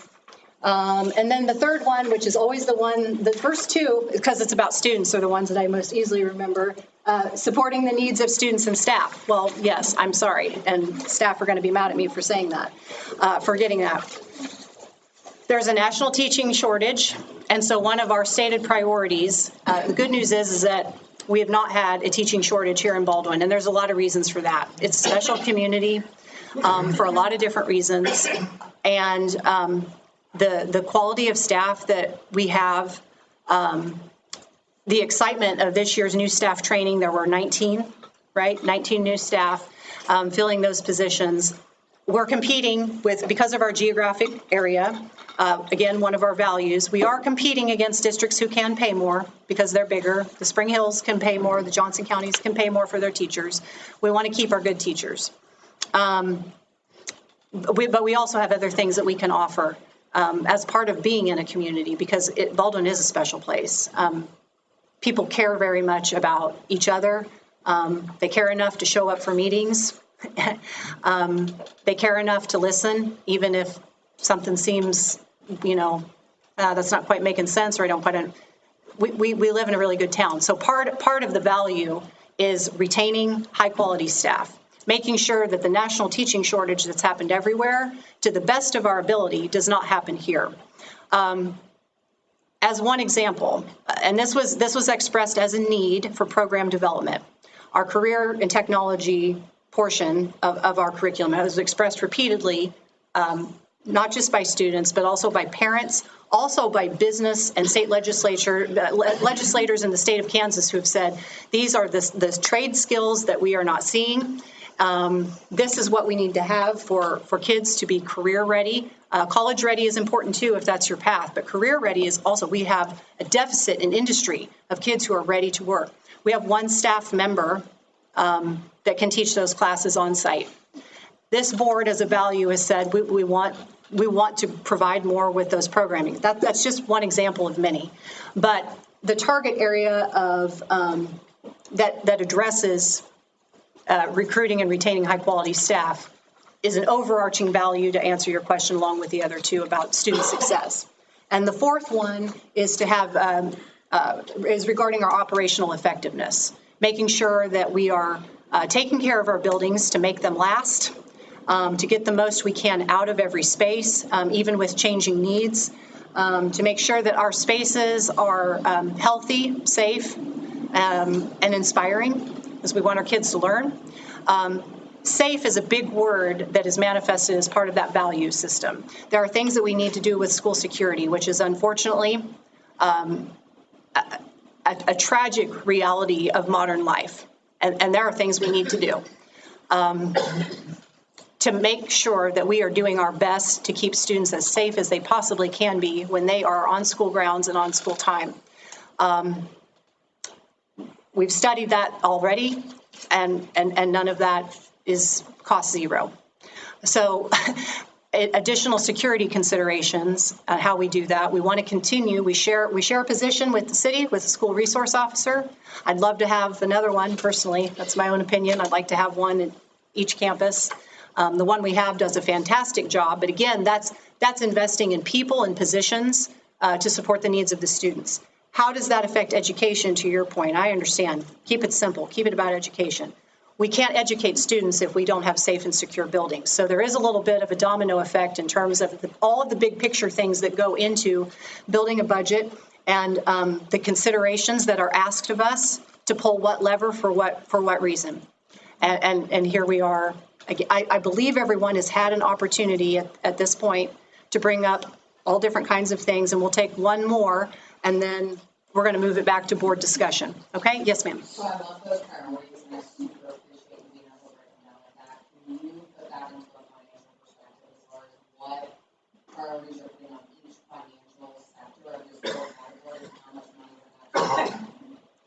So part of what is reflected in the budget that's been worked on over the past 2 months by our staff, we establish those priorities, and they come back with, this is what we want to do, and this is what it's going to take to do it. So part of that is maintaining what we've got, and then the additional things of building that out. If you're able to hire more staff, there will need to be money in that operational budget to do that. I'm not sure how to answer that, because part of that gets into, and I'm not trying to dodge your question, I understand what you're getting at, but when you're getting into individual like staff negotiation items, that gets into, which is another weird thing about school stuff. Sorry for the informality of that. But another complication, just to try to speak as plainly as possible, if you get into a package negotiated agreement, which is by law what we have to do, which then affects all of our staff, I can't sit here today, right now in this moment, and say, it would for sure cost this amount of money to add these 3 staff, because part of that is built into the negotiations process, which is a mandated. So I cannot give you a specific number, and I don't want to lie to you and say that I can. What I can say is that the overall line item categories of our budget, based on the work that's been done, I feel, in my opinion, do reflect what it would take to do that in terms of that line item range for that. I understand that's not going to be necessarily satisfactory. That's the best I personally can tell you, unless another board member has a better explanation or. No, I appreciate the fact that like there's a level of ambiguousness with our dollars and how we allocate our budgets. So. I don't like a lot of the rules that the state, a lot of these, it's not like this is the way we want to do this. These are pre-scripted formulas that are, this is how you have to do it. Special education was just one example. Food service is another one. There's a lot about that that's, here's what it is, here are the numbers, this is how you are federally or even state mandated to do this or that. And so I don't love all of that either. But as a board, we still have to live up to those legal responsibilities. So Any other board members have? Well, I'll speak just a Thank little you. bit to a lot of what has been said, and I'm 8 months into this with a limited perspective as a board member, but I think like you think, I think like you guys think with a business perspective, and this is not a business. I mean, it's not ran like a business. I mean, Carrie, you're gonna be in government soon. I mean, it's ran government-like. I mean, this is money and like being asked to put a budget together on projections and not knowing what money you're gonna have. You know, I mean, and on the timeline here, the fiscal year started July 1st, and we're talking about this now. No businesses do that. So it's been mind-boggling for me. This process tonight, new first, and just like you, it's hard for me to process the fact that we're talking about this before we get on to the second phase of it, which to me impacts how I feel about this. You know, the first phase. I mean, makes sense of how we're going to use the money and why we need it. Then that makes this decision, you know, a different story. But I guess at the end of the day, everybody's talking about, I think, the impact that the world and inflation and everything that we're all experiencing. And I can certainly get my arms wrapped around not taking a mill increase. But I think we would not be prudent as a district that's experiencing all those same inflationary costs to not remain level with where we were the previous year, so that, you know, I mean, really then the issue becomes with your appraiser. You know, if you're upset with how that tax impact is, we're not raising taxes as a district, we're keeping it the same as we were previously. And if we raise the mill levy, absolutely, we are then increasing and adding to what the county has done, or the appraising process, or what the governmental process is in place for our taxation. But you've mentioned that a few times, Mike. If we hadn't taken that reduction in the mill rate 2 years ago, maybe it didn't have a net impact or reduced taxes because the valuations went up. But if that hadn't happened, it minimized the effect because that rate would have been higher. You don't pay your bills in mill rates, you pay it in dollars. That's right. Dollars have gone up. But the mill rate causes the dollars. The mill rate is what causes the times dollars. the valuation. Right. And we can't get away from valuations. That's right. Right? But you can set your dollar amounts to take less money out of our pocket. Just like the appraiser can, he can set your appraisal amounts. Or revenue neutral amount of revenue means dollars. Dollars out of our pocket can be neutral this year and still fund the budget that you see on the left side of the page, which is $5.7 million out of our pockets, right? Again, you keep falling back to mill rates and saying, it's mill rates, it's mill rates. We're not doing anything, we're just keeping the same mill rates. It doesn't matter to us. Our mill rates are multiplied by our appraised values. So are ours. I mean, I'm looking at my tax bill over here, and it's going up by $300 next year. I mean, like we're all impacted by the same. Exactly. And that's 300 times, like you said, 3,000 times. homes. Necessary to accomplish the things that everybody else on this side of your table is asking you, and like everybody else has asked, can you put some of your dreams and aspirations on hold and achieve a more modest increase in revenue this year? The increase in revenue that you can maximally extract out of us is 8.8% increase to our pocketbooks on that level. I don't know that that's accurate. I mean, it is accurate. No. I'm saying, so the school district has, listen, the school district has the capacity to levy taxes, right? And up to 33% or whatever we've raised it to in previous times. I don't believe that we're maxing out this. If you approve the mill levy rates on the right side, that will give you the power to raise taxes up to that amount. But that's not maxing. That's not what you said earlier. That we're not maxing out the taxable authority of this body by going with that number that's over there. If you go to the mill, the numbers on the right. Maybe I'm wrong about that. I'm assuming that we're not. You have the potential to collect $6.7 million from us this year, as opposed to $5.7 million from us last year. And we've heard about the aspirations of the system and all the things that we have to do from an inflationary standpoint to keep the lights on and maintain the buildings and educate, pay our educators, to all the nice things we'd like to have. And what we've been asking the entire night is temper the nice things we like to have. Focus on what you need. What you need, not what you'd like to have. Mm-hmm. Okay, I'd like to steer the conversation back to the board table now, because I do truly believe that we have sincerely heard what the nature of the concerns are and why. And I repeat myself all the time, so like I'm not even trying to be a hypocrite, but I don't know that at this point we are hearing new aspects of concern. I really think that we've fully given that an opportunity, and it was important to do. So I would like to go ahead and steer the conversation back to the board table for this portion of that. If there's anything that other board members would like to add or contribute, this is that opportunity to have a discussion amongst the table here. Okay? I would just say this whole discussion, everything we have on the table is based on educational excellence. Our whole build-up for the last year and a half has been trying to regain what has been lost through a situation we couldn't control, and educate our kids the best possible. There's no fluff dream projects on here that I can find. Everything is aimed at trying to be an excellent educational district. I think we need to pass this authority and move into maybe a more substantive budget discussion. Other thoughts? I guess I'll reiterate what I said is that I feel like with the increased valuations, letting the natural increase that we've received by staying where we were, I would be more apt to support that than a mill increase on top of what they're experiencing with the increased valuations. And then, that I think that's financially responsible and prudent for our district because we're going to experience some of the same, like to Mr. Dodge's point, we don't know what utilities and gas and, I wouldn't want us to completely let this year, by going to the revenue neutral, I think we're really risking. And then how are we expected to use the same amount of money that we had last year and make this year happen? Right. And we have more students as well. So. Correct.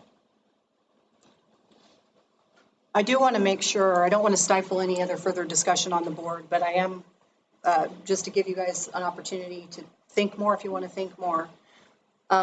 If at any point there is, when there will, there's a point of a motion regarding the revenue neutral tax rate. Important to note, just so we're dotting all of our I's and crossing our procedural T's, how that vote would need to be taken if in fashioned is that it has to be done by a roll call vote. So different than, any sort of motion that may or may not be structured is still made and seconded in the same way. But then when it comes to the actual voting portion, it's not all those and everybody. What happens is that with the roll call vote, normally you take, the name is called by your board clerk. Typically, that's in alphabetical order. So I do want to explain a caveat to that tonight.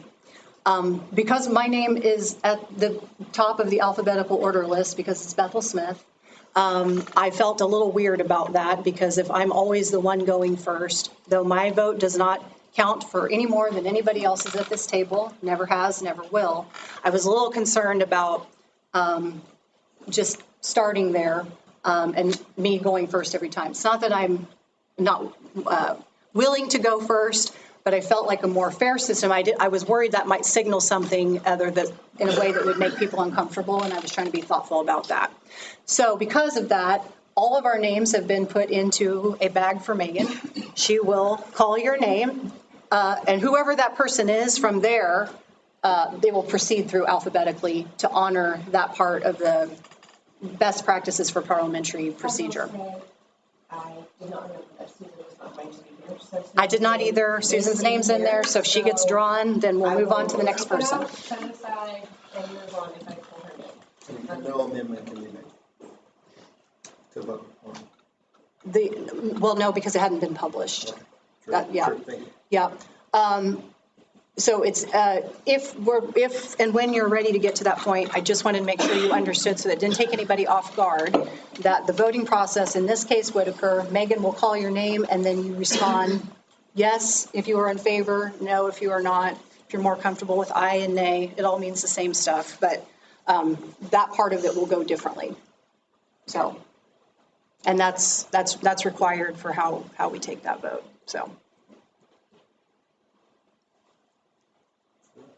Okay, is there any other discussion? Anybody? Okay.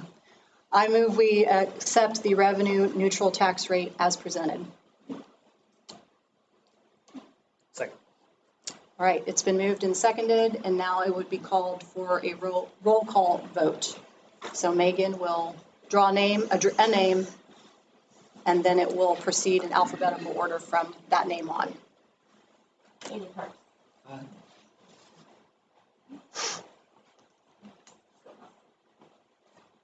Chris Karen. Aye. Aye. Yes, yes, sorry. Joe Harvey.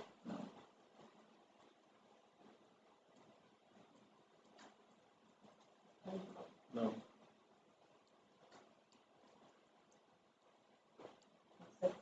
Motion carries 4-2. Thank you. All right, moving to the budget hearing. Oh, fair enough. We'll call a brief recess.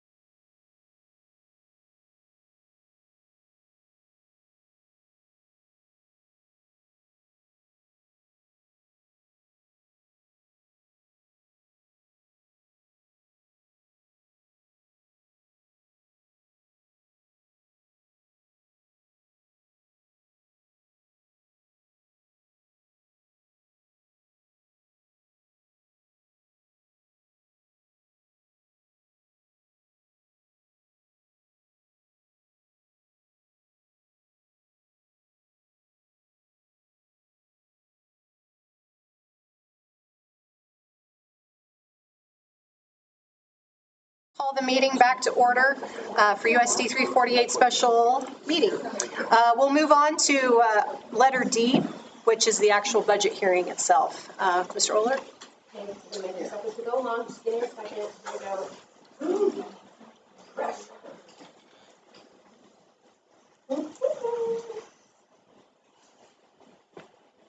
You know, just set me aside, because it's okay. One minute. No minute. No minute. Okay, I'm going to slide 2. Okay, so this gives us our, 22-23 proposed highlights. So at the top section, we have the 22-23. So we give the general fund, which has a budget of 10.179, which equals a total of 20 mils. Supplemental OB, budget of 3.3 with a total mills of 13.310. Capital outlay, budget of 2,304,000 with a total mills of 8. And bond interest, total budget of 3.5 with total mills of 14.502. So just to kind of give you a comparison, just to make it side by side from what we had last year. As you can see, general fund, we have 9.9 and carried over to 20 mils. LOB had 3.1 with a carryover, with a mill levy of 12.407. Capital outlay had a budget amount of $1,086,000 with a total mills again of 8. Then bond and interest, 2.5 with the total mills of 14.502 again carryover. Next slide. So I wanted to kind of give you a 3-year historical data, just so you can kind of see what the trends have been over the last 2 years and then this year as proposed.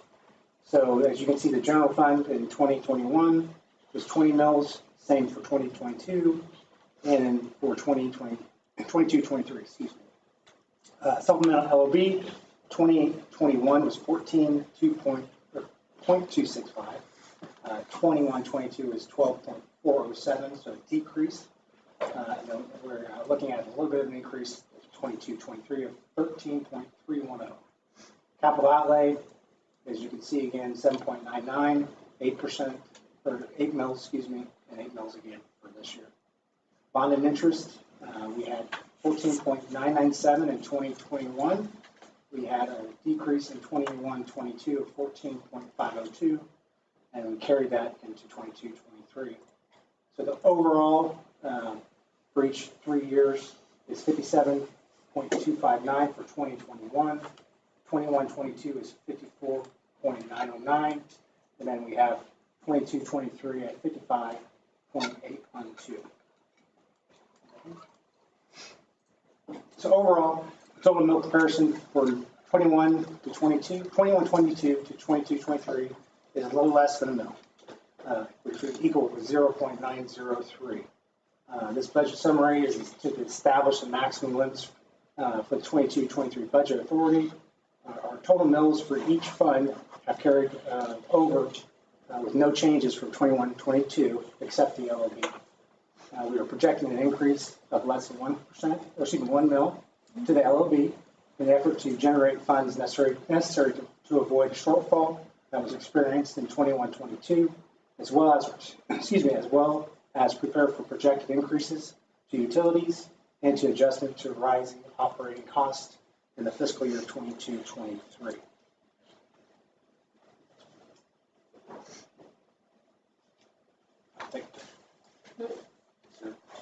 Is that it?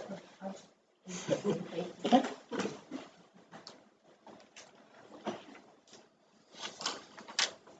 All right. Discussion, questions? You can go back 2 previous slides. I'd just like to have a discussion and find out what the effect might be if we continued that downward trend in bond and interest payments, given the fact that the assessments have risen, right? So we went in 2021 with a fairly significant drop. If we continued that drop and just made the payment that was scheduled, as I think Mr. Kennedy has suggested. So can we have that discussion as to what that might do? Yeah, I mean, we were looking for that potential budget authority to potentially pay that bond that could be called. So yes, I mean, that's a choice that the board sure can do as far as decreasing. But I think what he's asking is if you put the math to it, what does it do to that number, that 14,502? What does that become if we just make it 1.5 million? Right. I did not equate that for the bond and interest, just for the fact that in my mind, we carried that over. For the LOB, that I can't prepare for the LOB more so than I did, honestly. Okay. Let me ask that question. Yeah. Well, because you see an increase, that's a natural question. So, right. That's something I surely can research as well. Well, and I think we've been working with DLR, and we're working with the idea that what could it look like with a 0 mil increase? Is that necessary? Is that that's what these visioning groups are for? And so part of that is, if that happens, we're still going to we'd be adding to the long-term debt for payoff. Right. So reducing that LOB, there's an impact there. And so that's where, even if we do seek to call, we want to get Destinavy's advice and opinion on there to make sure that by calling it, we're not depleting our bond and interest line too much if things were to progress. I mean, all this is, there's that DLR visioning component that's there. I don't want to get too presumptive on that, but that's a good question. So if we call the bond and pay it off, is that coming out of the LOB? No, it comes out of the bond and interest. Okay, so. Yeah, when you put money in bond and interest, it's one of those restricted categories. Right, that's where it comes from. The only thing it can be used for. Okay, so you want to be so where does the LOB come into play? I think he just misspoke. Oh, okay, all right. Yeah, I did. He was talking about bond and interest. Got it. I'm up there looking at all those. My eyes were on LOB as I was. My eye was jumping all over the place. So to that point, the bond and interest, that's where the payout would come. The payoff of calling the bond would come out of bond and interest. The bond and interest, because that's restricted. Right. So asking maybe the same question in a different way, what does 0.903 generate projected for the district? Yeah. So for LOB, for example, if we went roughly half to 12.8, you're looking about 100,000 that need to be decreased out of the LOB. Okay. If you go to roughly what we carried over, within smidges, just to kind of carry the same figure in the LOB from last year, we're looking about a total of 185 that we would have to take out of the LOB. Yeah, but what if we don't want to take it out of the LOB and we want to take it out of the bond and interest? In doing that, you're reducing those funds that are utilized to make your bond payments, the ability to pay off or call bonds early. And if you're going through a potential bond issue, even if it's at a 0 increase mil, that's where I would, before that's where I'd want to get the Navy's advice on doing that. That's why I would not recommend it at this time. I think that if you're looking at making any reductions, we figured this might be worth the discussion there. I've given you what I think is the best operating option. I think that in that sense, but knowing that the impact it would have, if our mills or LOB were at 12.8, so if we went up slightly, then the figure that you would see for the LOB line there would be $3,231,000 and some change. If you tried to keep it flat, as Nate was pointing out, the LOB number that you would see on the 99 would be $3,146,003. And that would be a mills of 12.366, which would be a decrease of 0.004. Can you say that last time? Yes. 12.366 mils would equate to $3,146,003. $146,003. And that's in reference to LOB only. Right. And just for clarity too, that LOB money we use for It teacher supplements the salaries. general fund, so you're talking about teacher salaries. That's classroom, they give classroom level spending, okay. I know, so I don't want to monkey with that one. I mean, that's, so back to this thing where you're saying we need to get consultation from DLR? Or from who? Oh. I'm saying I don't recommend changing the bond and interest because that's not a conversation that we prepped for with Dustin Navy as our financial advisor for the district. Just because of what we've been doing with DLR Group, I didn't think it would be in the best interest of the district to lower that money coming in. This matches previous conversations we've had as a board as supposed to in terms of getting to that spot in January, February, whatever it was, for being. Since I've been. Yeah. So what's the name of the company? It's Piper Jaffray. Piper Jaffray, yeah. Or Piper Sandler now. Piper I don't know, I think we may have had those conversations before you came on the board. Oh, is that right? So yeah. No, he came, he was he here. when it was, when No, presentation? Dustin Avey was here. March. Something like that. Yeah, it was in the spring. And part of what that discussion was, the opportunity because of past decision-making that we had an opportunity to pass a potential bond, or the community would have the opportunity, if we put the work in to put it in front of them, to pass a potential bond issue holding flat, no increase in mills. So my understanding was these numbers were based on the premise of that. So if we lower those numbers or change those numbers, there would be impact to that we would want to just be mindful of as we think through all of this. Okay, I didn't understand. Right, that. because- I did hear That's that, a but great I didn't question, though. understand that we It is a needed to great- pay this off. I thought that was already existing. And part of it is. Okay. Part of it is, and then the other aspect of that is building into if the community decided they wanted to pass another bond, those numbers, what we asked is, some of us, want to know, well, what's it look like if you add a mill or two? And some of us are like, no, you said we could do this for flat. That's what we're interested in. That's the conversation, but that's what the aspect we would need to check, because if DLR is continuing their work, which is the architect, working on the premise that that's our approach, I don't want us to unknowingly do something here that then completely changes all the computations. It would undercut the work that we've done leading up to that. Right. So I just would, just something to think about. That's a great question, though.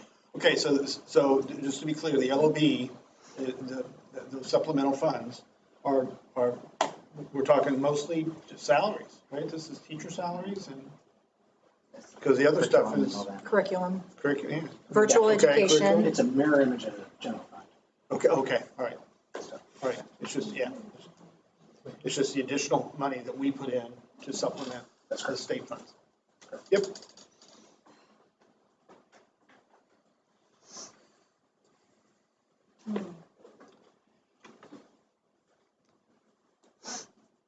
Kelly, is this still part of the public hearing? Yes. So maybe we ask Yes. questions and comments? Yes, I wanted to make sure Nate got all the way through his presentation first and initial questions. Nate, can you Yeah. please just flip back to the, I'm sorry, thank you. You tell me when. Yeah, thank you, right there, all right. Can I go too quick? No, back forward. I'm on the last one before thank you, so let me go back that one. One more? One before that one, There. Boom, got it. So a couple of interesting things revealed during your internal conversation there. Tony, I think you were originally asking about the idea of the mill rate being 14.5 for the bond and interest.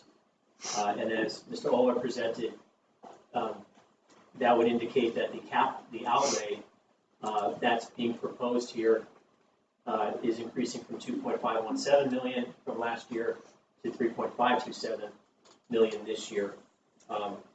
I'll present to the board their debt schedule that and you can pass this around, that you published in the 2020-2021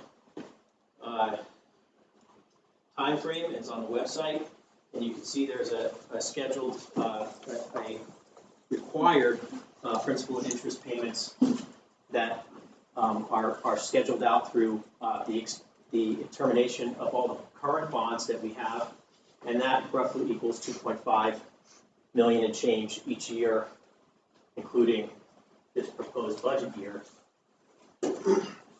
So really, again, what Mr. Dodge is now indicating, and through some interesting sidebar discussions there, is that, well, we're going to collect an extra $1 million so that we could potentially pay these bonds off early. Again. That's not what I said. That's not what I said. Well, you said you're not prepared to discuss that because you haven't. No, that's not what I said, Mike. What I said was one of the things we could do with our bond and interest account this year, our bond and interest line, is pay off an outstanding debt of $1 million at the cost of the district around $600,000 in the middle of there, with some assistance from the state. Okay. All right, that's what I said. Bond and interest is one of those lines that allows year-to-year carryover. All right, so it may, right, and so what we're saying is if we've got the ability to offset some debt, some of the experts that have been giving us advice are saying if you have the ability to do that and still fall in line with some potential opportunities for a zero increase bond issue, then it's something worth discussing. So okay, so I want to make sure I understand all your language here. So you have the potential to pay off some debt by potentially through this budget, $600,000 of our money, right?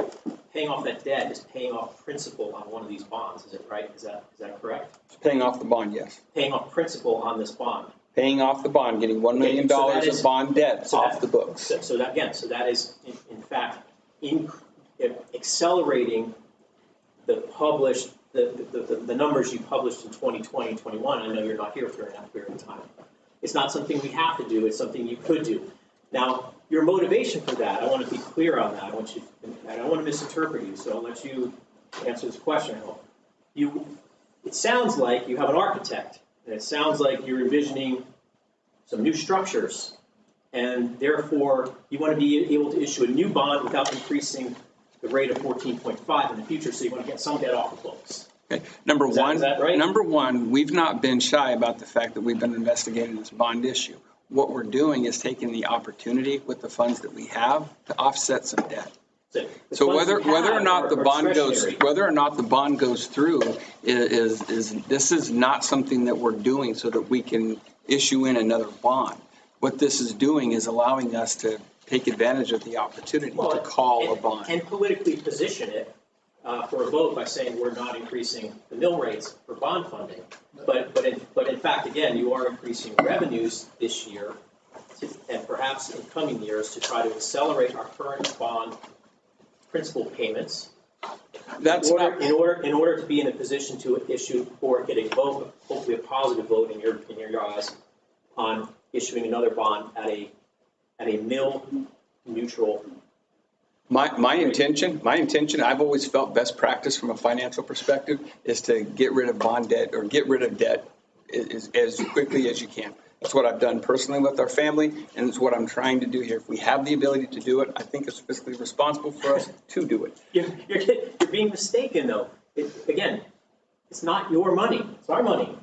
You're using our money to pay off the things early. Well, we like to pay our debts off early too, right? But you're taking our money to pay off your money. And right? I'm sorry that we don't see. I'm sorry that I don't see it that way. No, I see it as an opportunity to get some debt off of the district's books. You don't have to pay off an extra $600,000 this year. You can lower your 14.5 mill rate at your discretion because that's the maximum you can go. You don't have to take all that money. You can get anywhere from $2.5 million going to meet our debt obligations and our principal obligations this year, principal and interest obligations, up to your 3.5 or anywhere in between. Okay? And you can and that would be a good faith effort to provide some relief to everything you've heard tonight to the people who are most impacted. Please consider that. Mr. Kennedy, can I just respond to that? Because you're acting as if this is our debt that we own at this table and that we're trying to use your money to pay our debt off. This is a public debt. The public schools belong to all of us. And we're trying to do our best to make wise fiscal decisions that can benefit the entire community, the entire public in Baldwin City. And so it's not as if we're doing this for selfish purposes, that we are trying to get this off of our books, right? These are the public debts that the school district has taken on. And what we're trying to do is think of how can we, in best practices, based upon advice we get from, excuse me, to suggest that you don't know public funds as well as people that work with that every day, but they are advising us that this is the kind of action that we should take. And I think it's wise for us to listen to people who deal in finance and think about this and work with other school districts to manage their funds. If we don't pay off this bond and interest debt early, we're paying off that $1 million as a district with taxpayer funds. If we are able to call it, we're paying off $1 million worth of bond debt with around $660 and some change. So I'm looking at this from a big picture perspective, trying to be a good steward of funds in that sense of if we can get someone to take care of 35% of our debt, and I say our debt because it is ours, then I think that that's a fiscally responsible thing to do. Knowing that some of the discussions that we've had and the work that we've gone through, I don't advise changing that. Yes, ma'am. Yeah, I think I would say, I think it's super fiscally responsible, and I think that it makes a lot of sense if we're looking at it from this very limited perspective of your debt, your school district, what you owe, and we all owe it, and I think we all pay for it. And I know the vote kind of reflected that what was set on this side, y'all don't really agree with, and it's okay. I get there are different perspectives, but I guess what I'm saying is, if that $400 feeds my neighbor that 75 doesn't eat, are y'all cool with that? And I guess you are. You're not that neighbor that's 75 that's on a fixed income that worked for the last 40 years of his life, paid in taxes, and doesn't have kids to take care of him. Y'all aren't dealing with that. You want to get ahead, which is smart. And you are smart. You're fiscally responsible. You're financially stable. Y'all are in a good spot. You're able to raise our taxes. It's within your purview. It's within your revenue. And that's smart. 100%. You are right. But is it ethical? And I guess the question for me is not, is it smart? It's, is it right for the entire community? So you can make the best decision for you, and that's smart. You make the best decision for the Baldwin Elementary School or the Baldwin School District, and that's smart for you. But is it smart for the Baldwin community if it means that these kids' grandparents lose their houses? And maybe that's a yes or no. That's a very subjective, ethical question. And I don't mean to get all deep on it, but these are people's lives.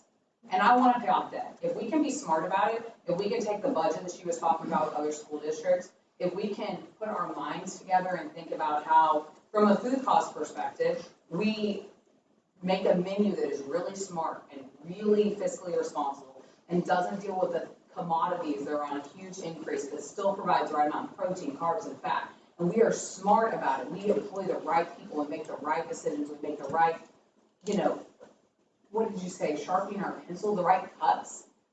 I think we can do it as a team. We don't have to be adversaries. But I do think that what I hear this side saying more than anything is we're a community. And although y'all have an opportunity to raise taxes, make the money, pay off debt, and that's great, it affects other people. And I just want to be a voice to those people. My parents live in Memphis, Tennessee. They're not affected by this. I'm 35. I only have kids in the school district. But I know people in this community, and I would be devastated if we paid off debt and meant them losing their houses.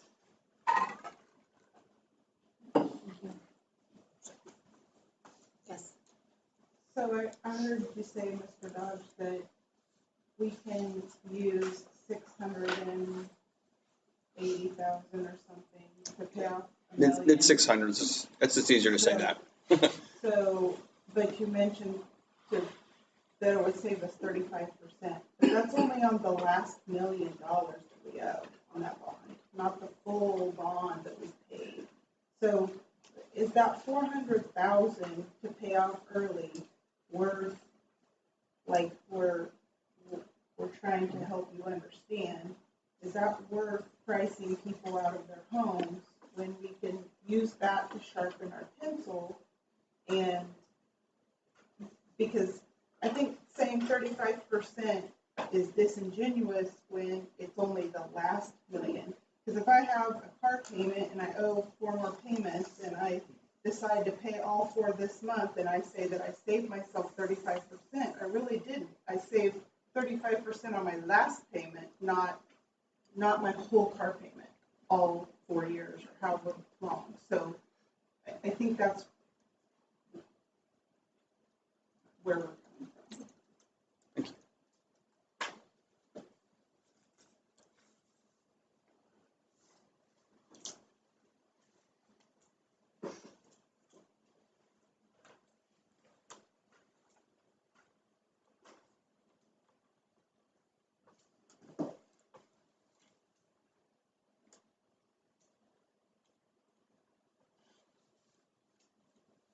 Other thoughts?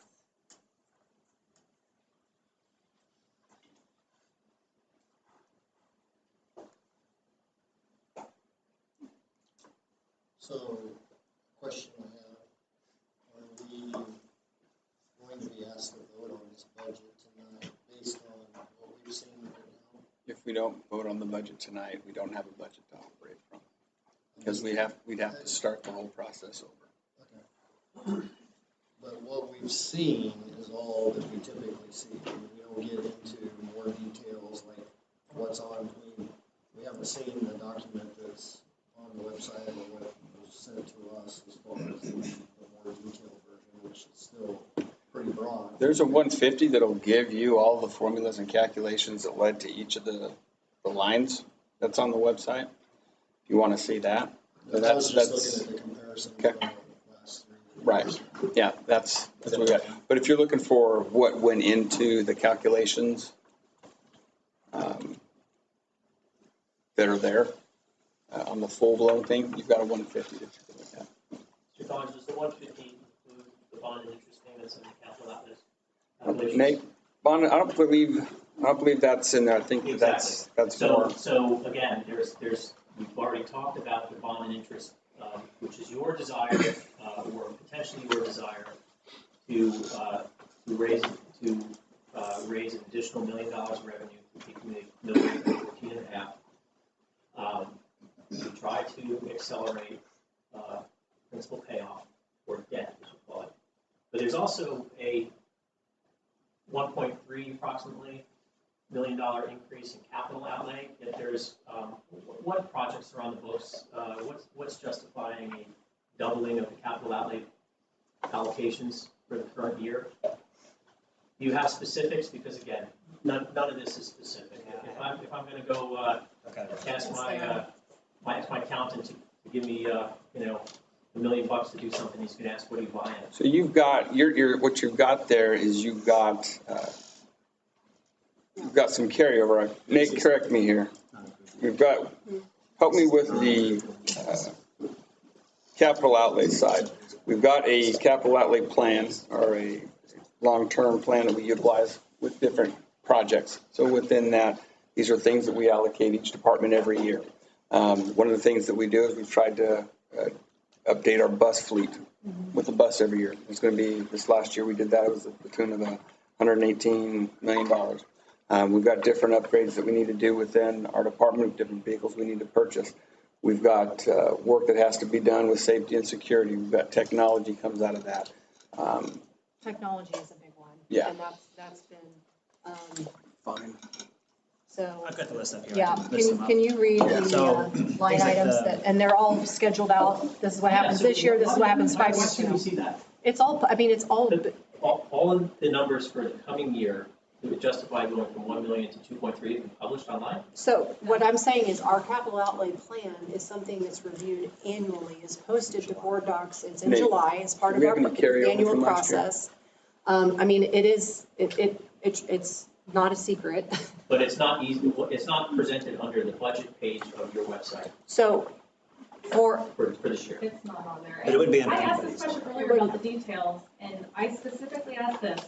And I was specifically told this detailed line item information with dollars does not exist. Now, you asked me how I was going to map out the entire budget. I told you I didn't have that because I didn't have the ability to work with the budget.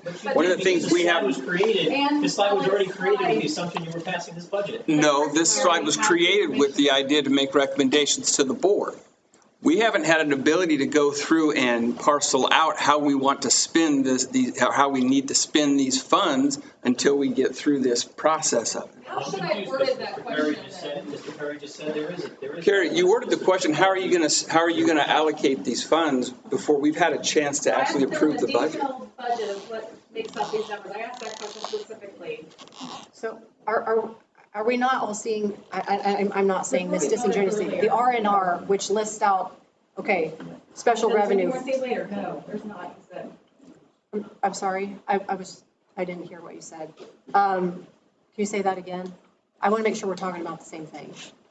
Well, before you guys voted, the board voted. Yes. I had stood up and asked about the detailed items and information and stuff on this, stuff that Chris has there, because this is not online whatsoever. So I said, we're not going to, that doesn't exist, we don't have it, and you said, that is right.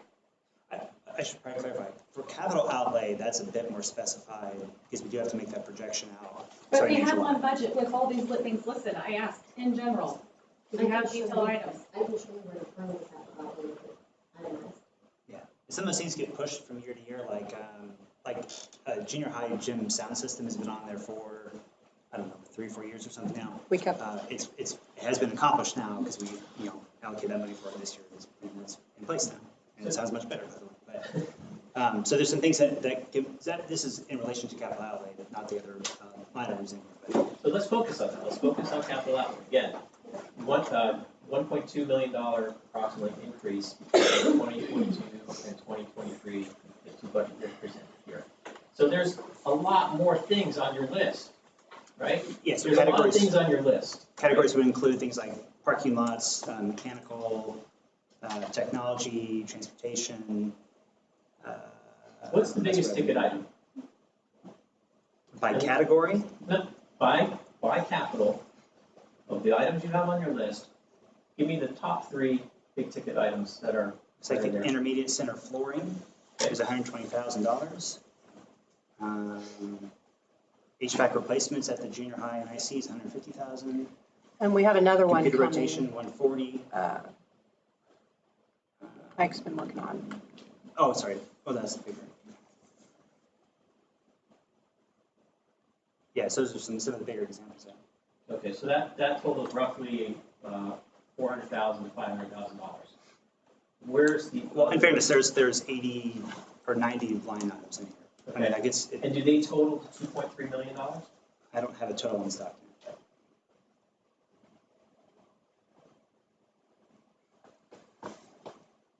Estimated expenditure. Oh, okay. 1648882. So 1.6 million roughly? Yeah. So again, you're Which proposing to approve this budget, which is the maximum amount you can collect in capital outlays, and that would put you approximately $600,000 to $700,000 over what you have on the list right there. And if I can just interject, and if somebody correct me if I'm wrong, part of that calculation, as I understood it, here's our scheduled plan of rotation of maintenance and various projects. Technology being in there is a significant one in terms of what that entails. 222, yep. So roughly $200,000. That doesn't account for any possibility of the fleet that was mentioned earlier that's at about 500 potentially. So I think my understanding at least was, and I could be wrong, was that the part of the rest of that, which would not be reflected in this, because like I said, we originally said that we were going to take the year to study this, and then a lot of other things happen, and other constituents who feel just as passionately. I heard one comment, hey, that's not a big deal to me, but there's a lot of people that also feel very differently about reinstating town busing. Being able to explore that or leverage that in my understanding, was part of, and that wouldn't reflect on the number. So I know that you're saying, well, there's that number there, and there's a discrepancy here. We also need to have money available if something catastrophic would happen to a building with boilers going down or HVAC units going out on us, the repair work. Which candidly, we've not built in because we were trying to keep it so bare bones. So there's a lot of things best practices wise that people have come back and said, you have no buffer here at all for those kind of things unless you go to contingency, which also, despite Kansas Policy Institute posts that we have $3 million in contingency, we don't. We have roughly 600,000. So it's always somewhere in there. And the reason that amount has always been set, again, is to keep it if a lever doesn't get pulled and funds don't come through for payroll, that gives us the ability to cover payroll internally if and when something, and it has. So that's basically kept there. Contingency is not at 3 million, as I've heard and seen that being referenced. So we really don't have room in contingency to cover several cuts. So the best practices, based on what I understand by following some of the information that you guys were getting this summer too, was that a better practice and a more transparent practice, and that truly was the intention, was to build that into your capital outlay budget, because that is something that is part of your board documents, that is open to the public. It's there in a way that does then define that more clearly than an overall contingency fund. Contingency fund is not defined. And as a board, we've wanted to keep that bare bones. Cover payroll if it goes wrong and any kind of emergency. But we would be limited on what degree to emergency we would be able to allow for. So that was based on a recommendation to account for that in an increasingly transparent manner by having that in capital outlay. So that accounts for some of that difference as that's come through to us. So Kelly, maybe I misunderstand the purpose of the cash summary report. And I know we're not talking now, it's hard to remember a specific number. You might not be looking at it, but I am.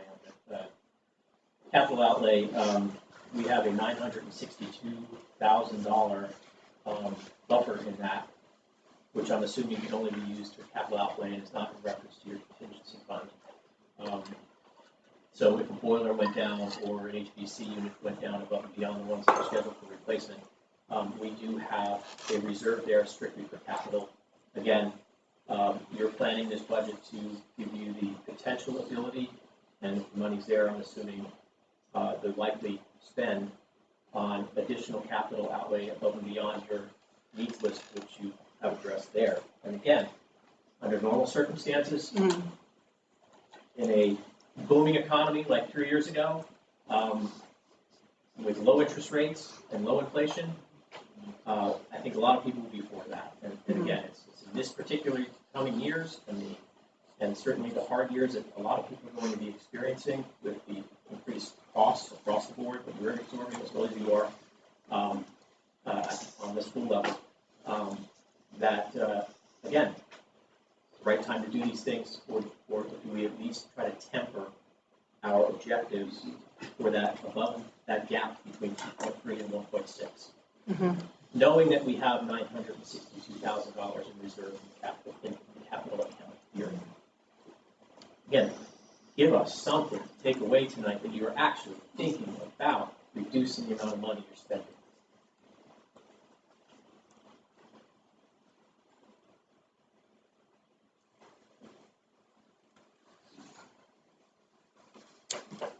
Any thoughts on that?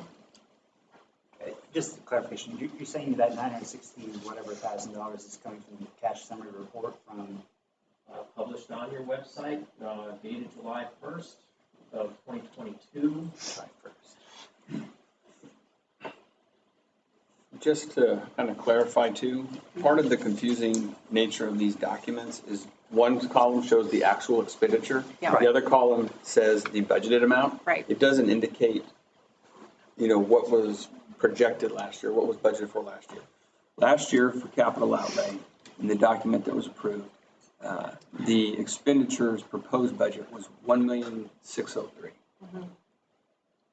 And 8 mills generated $856,723. Right, but that's inclusive, I'm assuming that,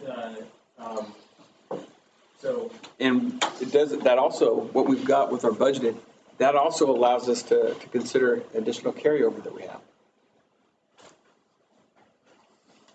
Capital outlay is not required to be zeroed out each year.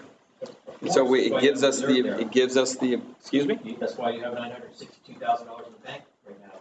Exactly. And so we have the ability to utilize that fund to make sure that we are prepared in case something catastrophic happens, as well as increase some of the physical structures or physical natures that are needed within our district. Again, I'm not objecting to that. I'm objecting about the rapidity at which you're increasing it.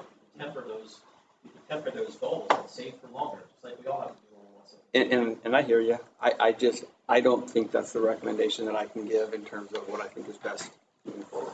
Well, the board has the power to vote on that. So a basic question I have, is there any, Nate or Superintendent Dodge, is there anywhere in the budget that there could be some leveraging to try to minimize or eliminate the 0.9 mil increase? I think if you're trying to eliminate the 0.9 increase, I think it's the LOB, unfortunately, simply because of what some of the work that we've already got done, that we're moving forward. So why does it have to be the LOB? Again, the LOB is what funds education. I think I think if you look at this side of the equation here, it's like, why reduce the LOB? That doesn't make sense. That would be reducing your salaries and everything else. No, I don't think anybody wants that. Okay, I'll admit it. Nobody wants that. Okay, what you do is stop having your goals and aspirations for capital and bond interest. Okay, it's not necessary this year. It's not necessary, right? So you can look to reduce your aspirations there, reduce the amount of revenue you collect there, meet the goals that Chris is referring to. Perhaps put a little bit away and not collect an extra $600,000, but collect an extra $300,000 or $200,000. Give that reduced burden back to the community to manage these things. The same thing with bond and interest. Okay, great. You want to reduce it this year. You want to collect an extra $1 million and try to pay off out of your funds $600,000 to reduce by $1 million. It's not necessary. You'd like to do it, but it's not needed. We can meet our debt obligations this year by collecting 2.5. Okay, you're looking at the expansion of debt, and you'll see that the debt starts coming off the books over the next few years, and we're keeping those level payments. And if we have a fantastic economy again, and inflation is low, and interest rates are low, and God darn it, you can go ahead and talk about people getting more at that time. So is the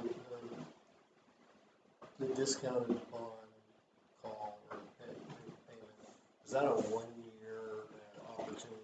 No, if we didn't do it this year, we could do it next year, but you're looking at you're calling it on a small amount. Yeah. Because if you do it this year, you can do it this year. If you did capital outlay, to Mike's point, you're touching the ability of the budget line, and we've got our scheduled capital outlay projects, and then it eats into if something goes down. So if you're wanting to maintain your LOB because that's where the salaries go, then the capital outlay. Well, I just asked the question. I agree. I don't like to touch the LOB. We didn't have to. Well, it's not what we want, it's what he feels like from a financial perspective. So what, I have a question about, so bond and interest, is that a bucket that if we put money in it, we have to spend it? It's only bond and interest that can be carried over, but it can only be passed out via bond and interest payments. Same with capital outlay. Same with capital outlay. Mm-hmm. The only funds that give you the ability to really move out of is your LOB, be able to fund some of the other lines.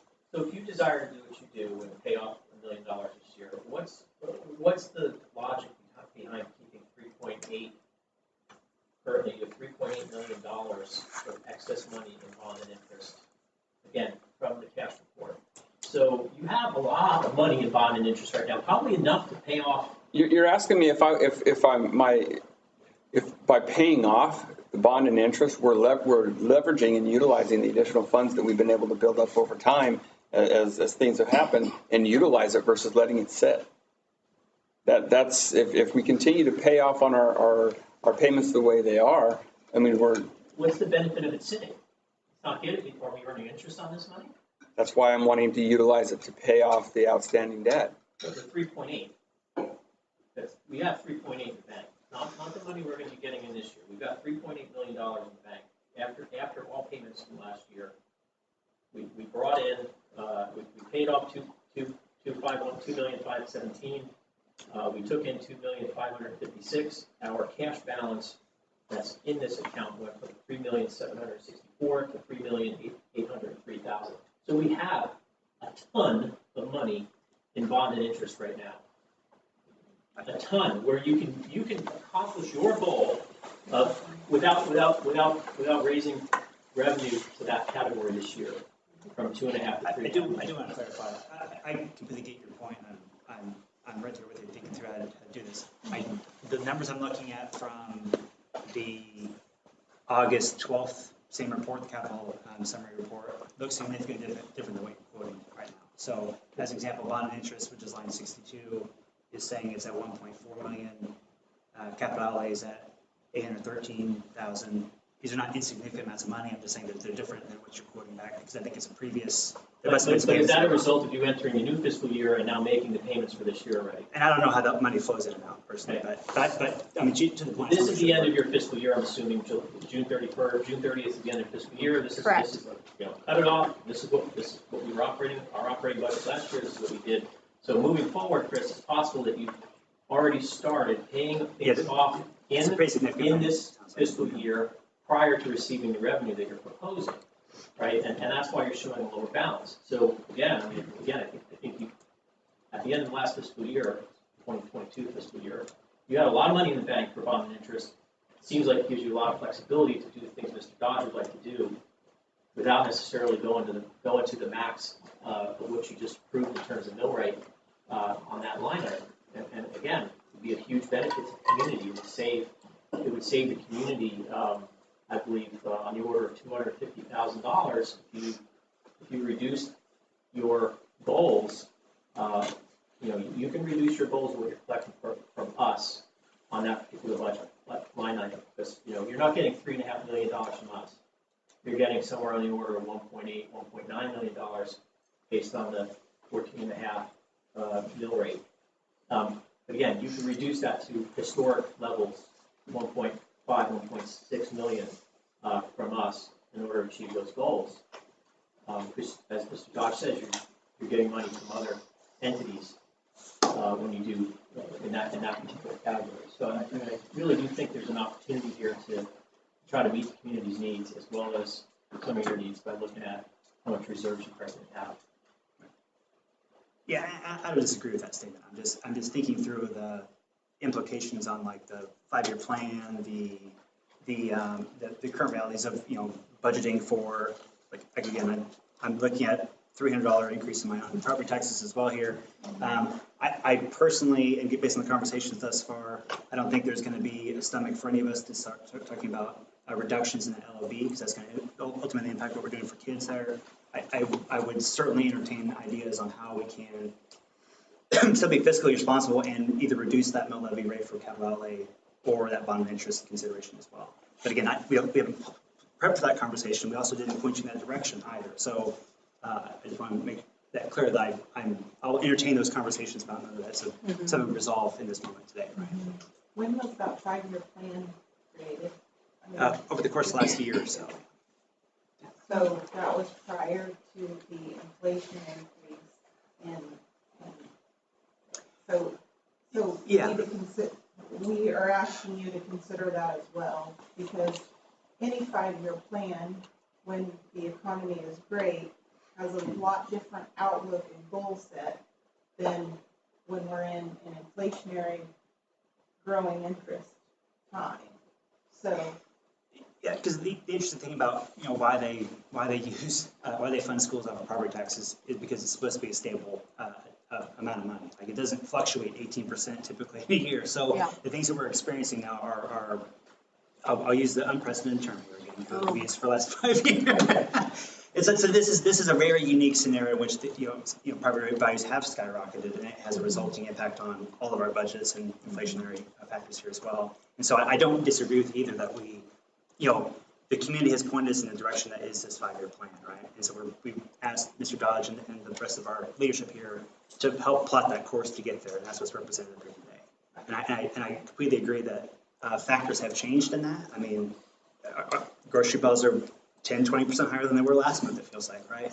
And so knowing that has an impact on not just your individual budgets, but like our food budgets and our gas budgets for our schools. And so we're all being impacted by this equally in a lot of ways. And we just have to figure out where do we tie the laces tighter, and where do we, start cutting coupons, so to speak, right? Yeah. But to that point, I mean, I think that's why I'm saying I would entertain ideas on how we can go about getting that middle ground that we're all talking about here, I think, or most of us are talking about at this point here, within capital outlay or bond interest. But I don't know how that looks. We didn't prep It's that gonna have to be afterwards. I mean, Yeah. it's not gonna happen tonight. I mean, basically, it's a conversation. Meeting, right? That means you'd have to, this budget, you can't change this budget and then on the fly approve it. You'd have to say, we want the budget Because I think that would be changed, implications for and that. then have to come back and then that also be done by the 20th September. We've also got the 10-day publish. Right. We'd have to get guidance from. Which would take us past the 20th. Yeah. What happens if we go past the 20th? Like who shows up and I have no idea. knocks at our door?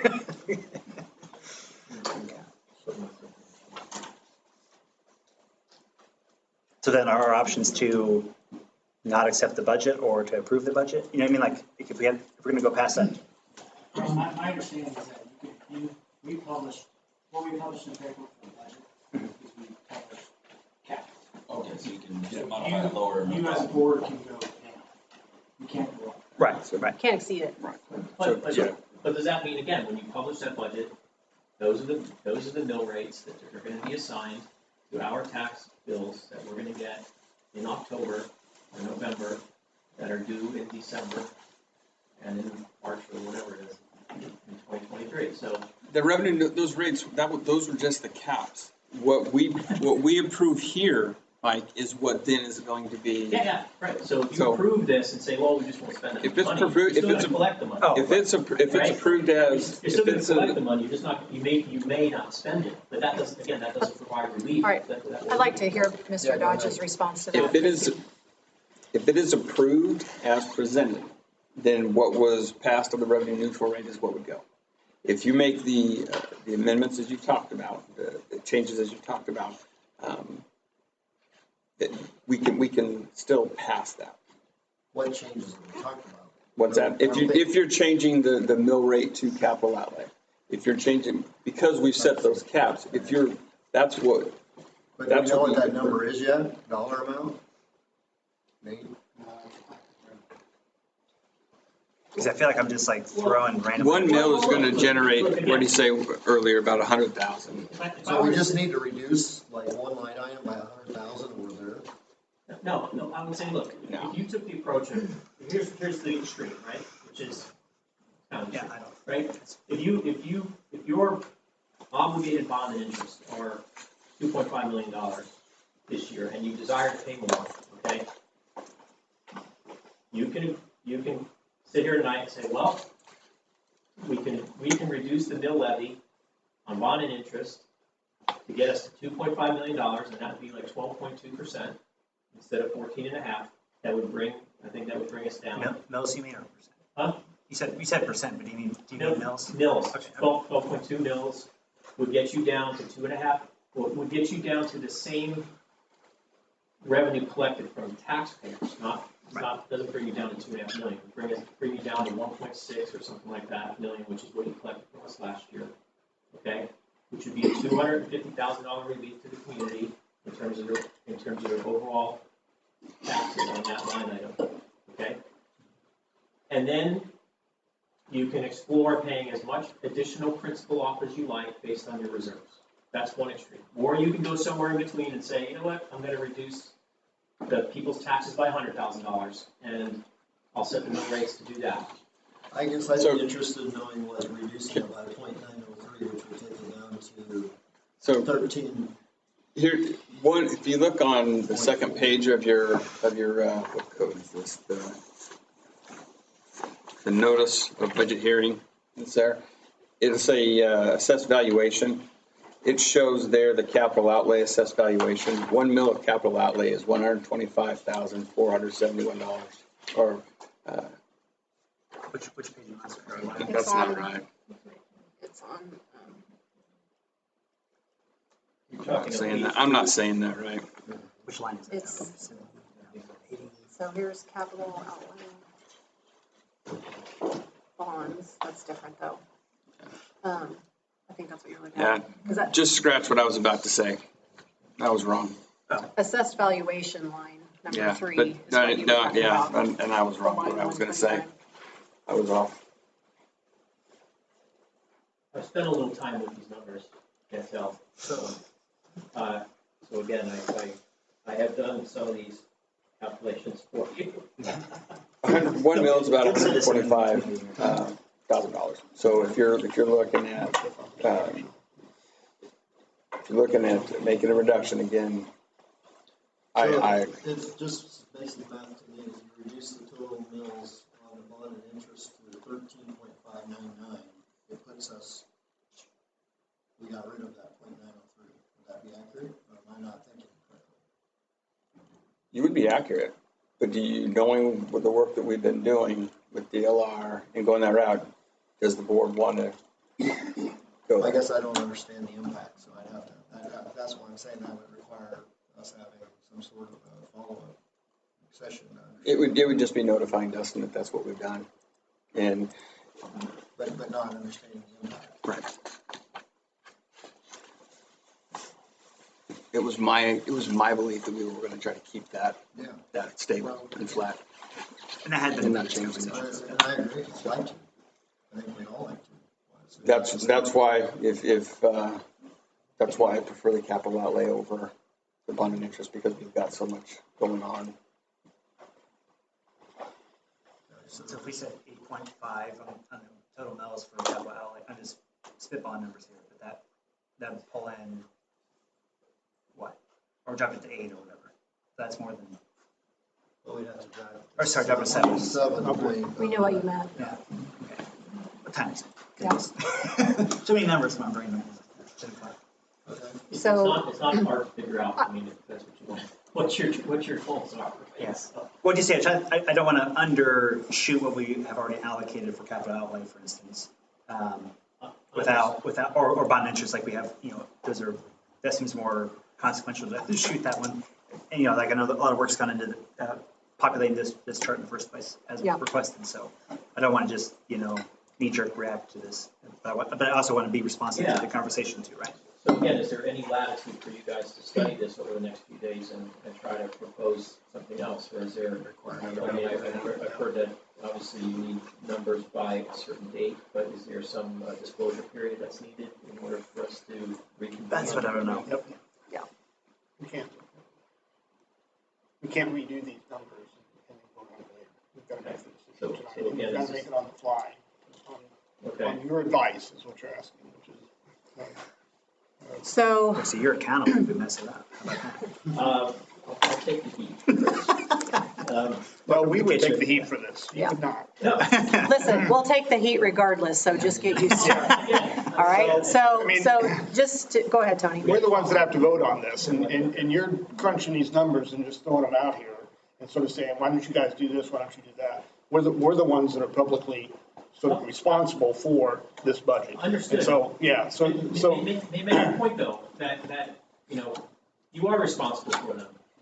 Yet I'm seeing a lot of confusion across the board as to how the numbers are calculated. Only in your mind. Well, I've seen a lot of questions of the board tonight and difficulty in understanding numbers and how they relate. So, yeah, I think in my mind it's well placed in that regard. Well, that's up for debate. So, Did you have a question over there? I was just gonna say yeah, that, he's like, waiting. piggybacking off of that, like, you guys are the ones voting on it, but you're also voting in the interest of the public. And like, I feel like, as far as the public side is concerned, it's been to try and get you guys to give just a little bit somewhere here or there, and those needs aren't being met. So, and I agree with you. In terms of the responsibility of doing our best to listen and think about the interests of the entire public. You know, what I want to make sure and do, because I've heard a lot of phrasing, you know, your goals, your plans, and yes, our superintendent does have a vision for our district, but also as a board, we need to own that at every step of the way in this planning process, whether, you know, there's an appearance of confusion or not, the narrative that the numbers are not understood. Now, that doesn't mean each of us have expert status in the area of school finance or budget. I would never claim that.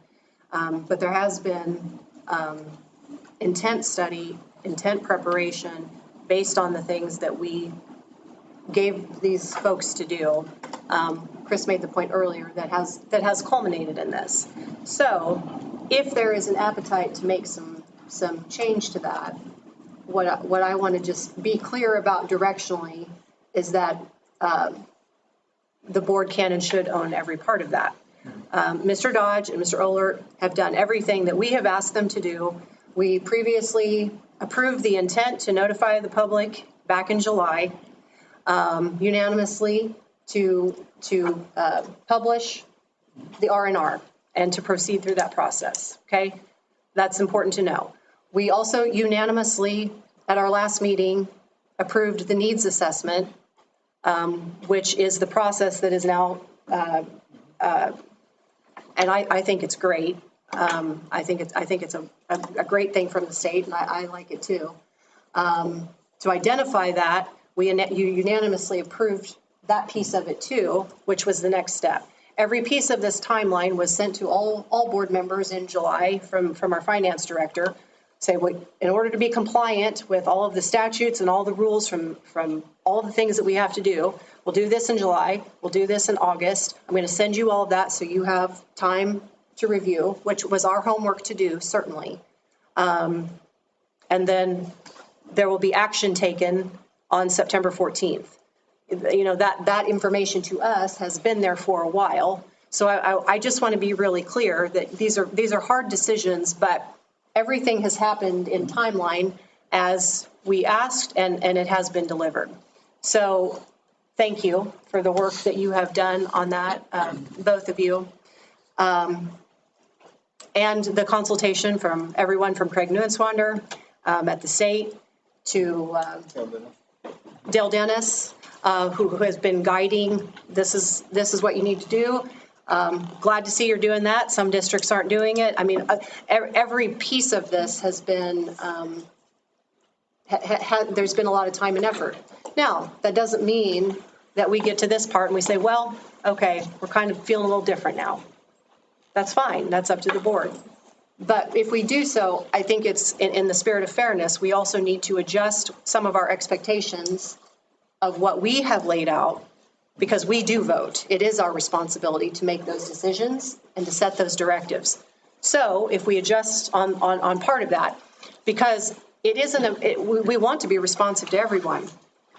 The creation of all of this has been responsive to many other patrons who aren't necessarily here in this room, but who have been communicating with us all the way throughout this process and other ways about what they think the district needs. And as we went through that process methodically and did try to separate out needs from wants, we should, I know the word aspirational has been thrown around as a bad thing. I believe in being aspirational as a source of education. I also understand from a budgetary standpoint that we, a sense of being frugal and being good stewards of that is absolutely 100% necessary. It's a fair expectation. And we may not see eye to eye about what needs are versus wants. I get that. Personally, I would, and I've waited to weigh in on that because I have been studying this for weeks and hours and months and checking things along with the bond and interest aspect. While I understand the rationale, because of all the foundational work that we have been working on and laying for that makes me very nervous to try to go there, because there are aspects about that in terms of investing in our school and the future of our school that we also have a responsibility towards, that make me very uncomfortable and are above my pay grade. Our experts have said this is what you ought to be doing for capital outlay. I take that seriously. And I'm not enough of an expert to say I know better on that than our superintendent and our finance director. So that part tugs at me too. For all the reasons Chris stated. Yeah, everybody here is in the same boat with that, and so I completely understand. As someone who volunteers at the food pantry and understands fixed income and conditions of poverty, I personally would never vote for anything unless I was really convinced by the process that's happened and by the information that's been given to us. And yet still, it's a heavy responsibility, but it's ours to take. So if the board wants to have more discussion about, looking at the capital outlay part or the bond and interest part, I mean, that's been kind of thrown out here. It's not my job to squelch. It's my job to summarize and facilitate and provide context when necessary. So that's where we are at this moment in time. For just kind of filling time to buy people some time to think. I don't believe for the budget approval that has to be roll call. Is that correct? Or is that? Well, I think it needs to be. Or does it? Well, I think it needs to be roll called is the R&R. That's what I thought. I just wanted to be sure. What needs to be stated here in the motion is that the budget needs assessment was reviewed and that the LOB, since we're not adjusting the supplemental LOB, the LOB is at 33%. Which was approved in 2020 and that extended through 24, but it needs to be referenced as part of the motion. They require that every year now. Yeah. Yes, that's new. You're right.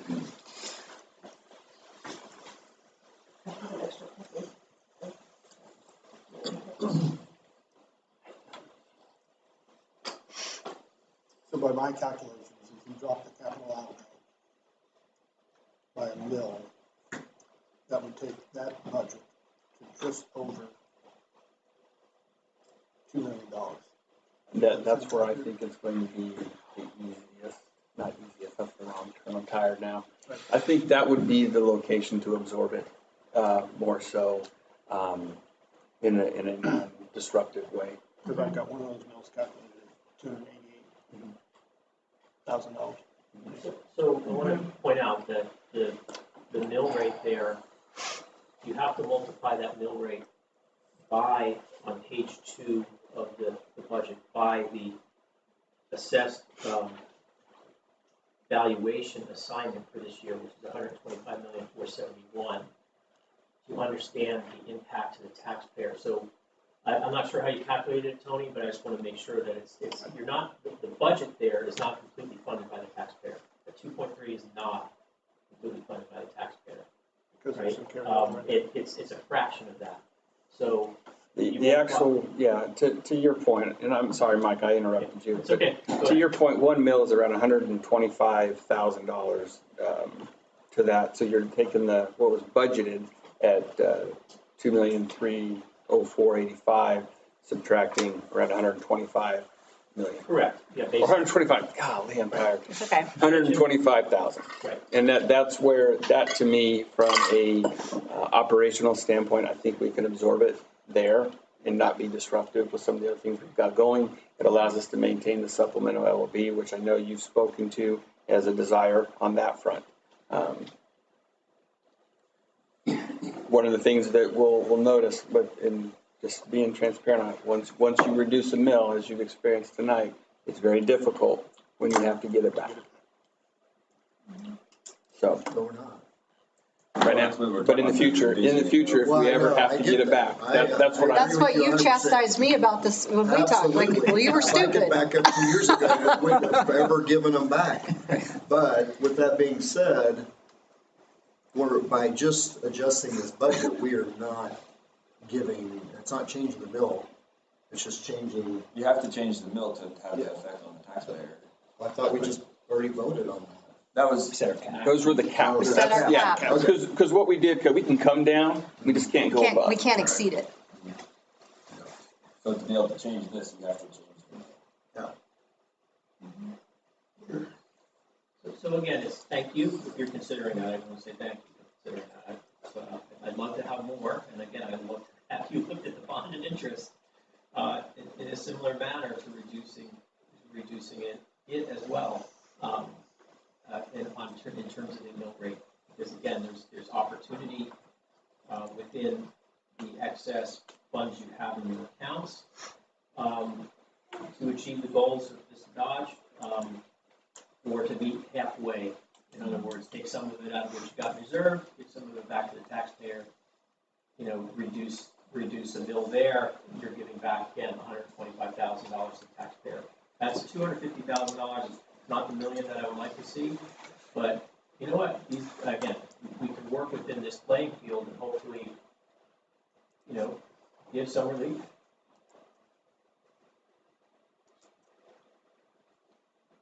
So are you recommending if we are going to adjust this to go to capital outlay and drop that to 7.0, whatever it is? If you're looking to reduce the mill, that's where I would take it from. I wouldn't take it from any of the other available lines. Nate, do you have anything to add to that? No, I Because you guys have been working with all this stuff, so I want to make sure. Yeah, I'm in line with Mark. Okay. So that's not, Okay. Are there any other thoughts? Me, I'm very comfortable saying,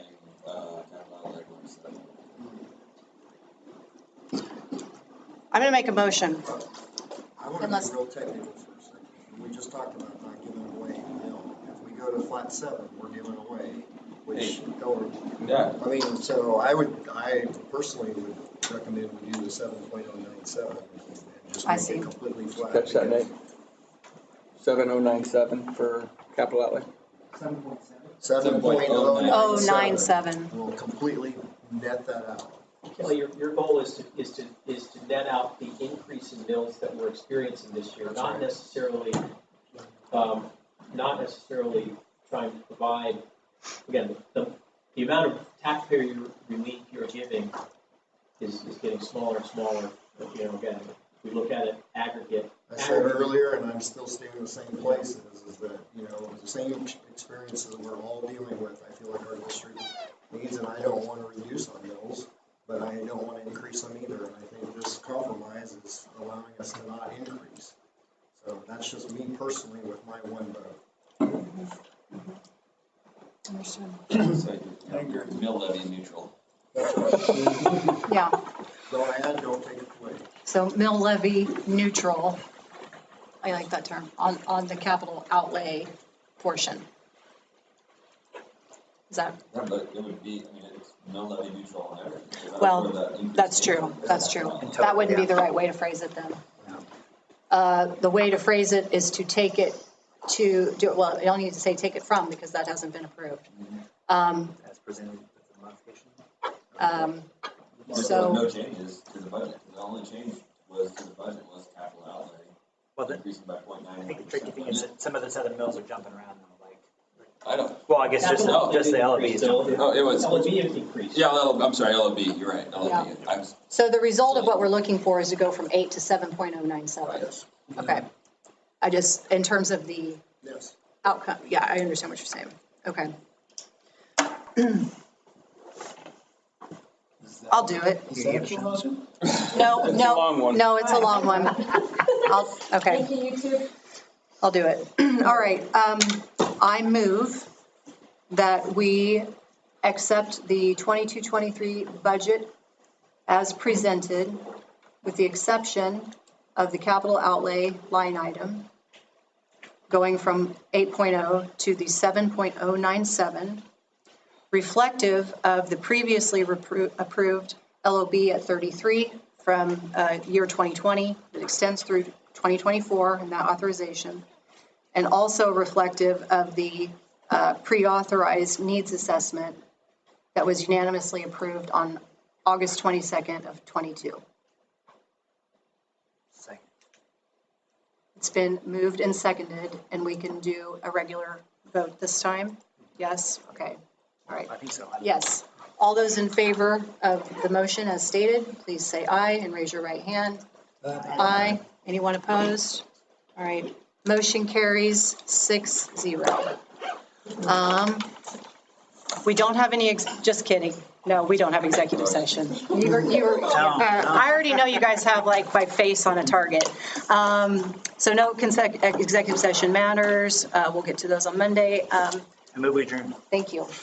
I said I moved That's next. And then she seconded it. I was, yeah, so moved. Phil has seconded. All those in favor of adjourning, please say aye. Aye. Aye. Motion carries. Meeting adjourned 10:24. Thank you guys for all of your work on that. Yes.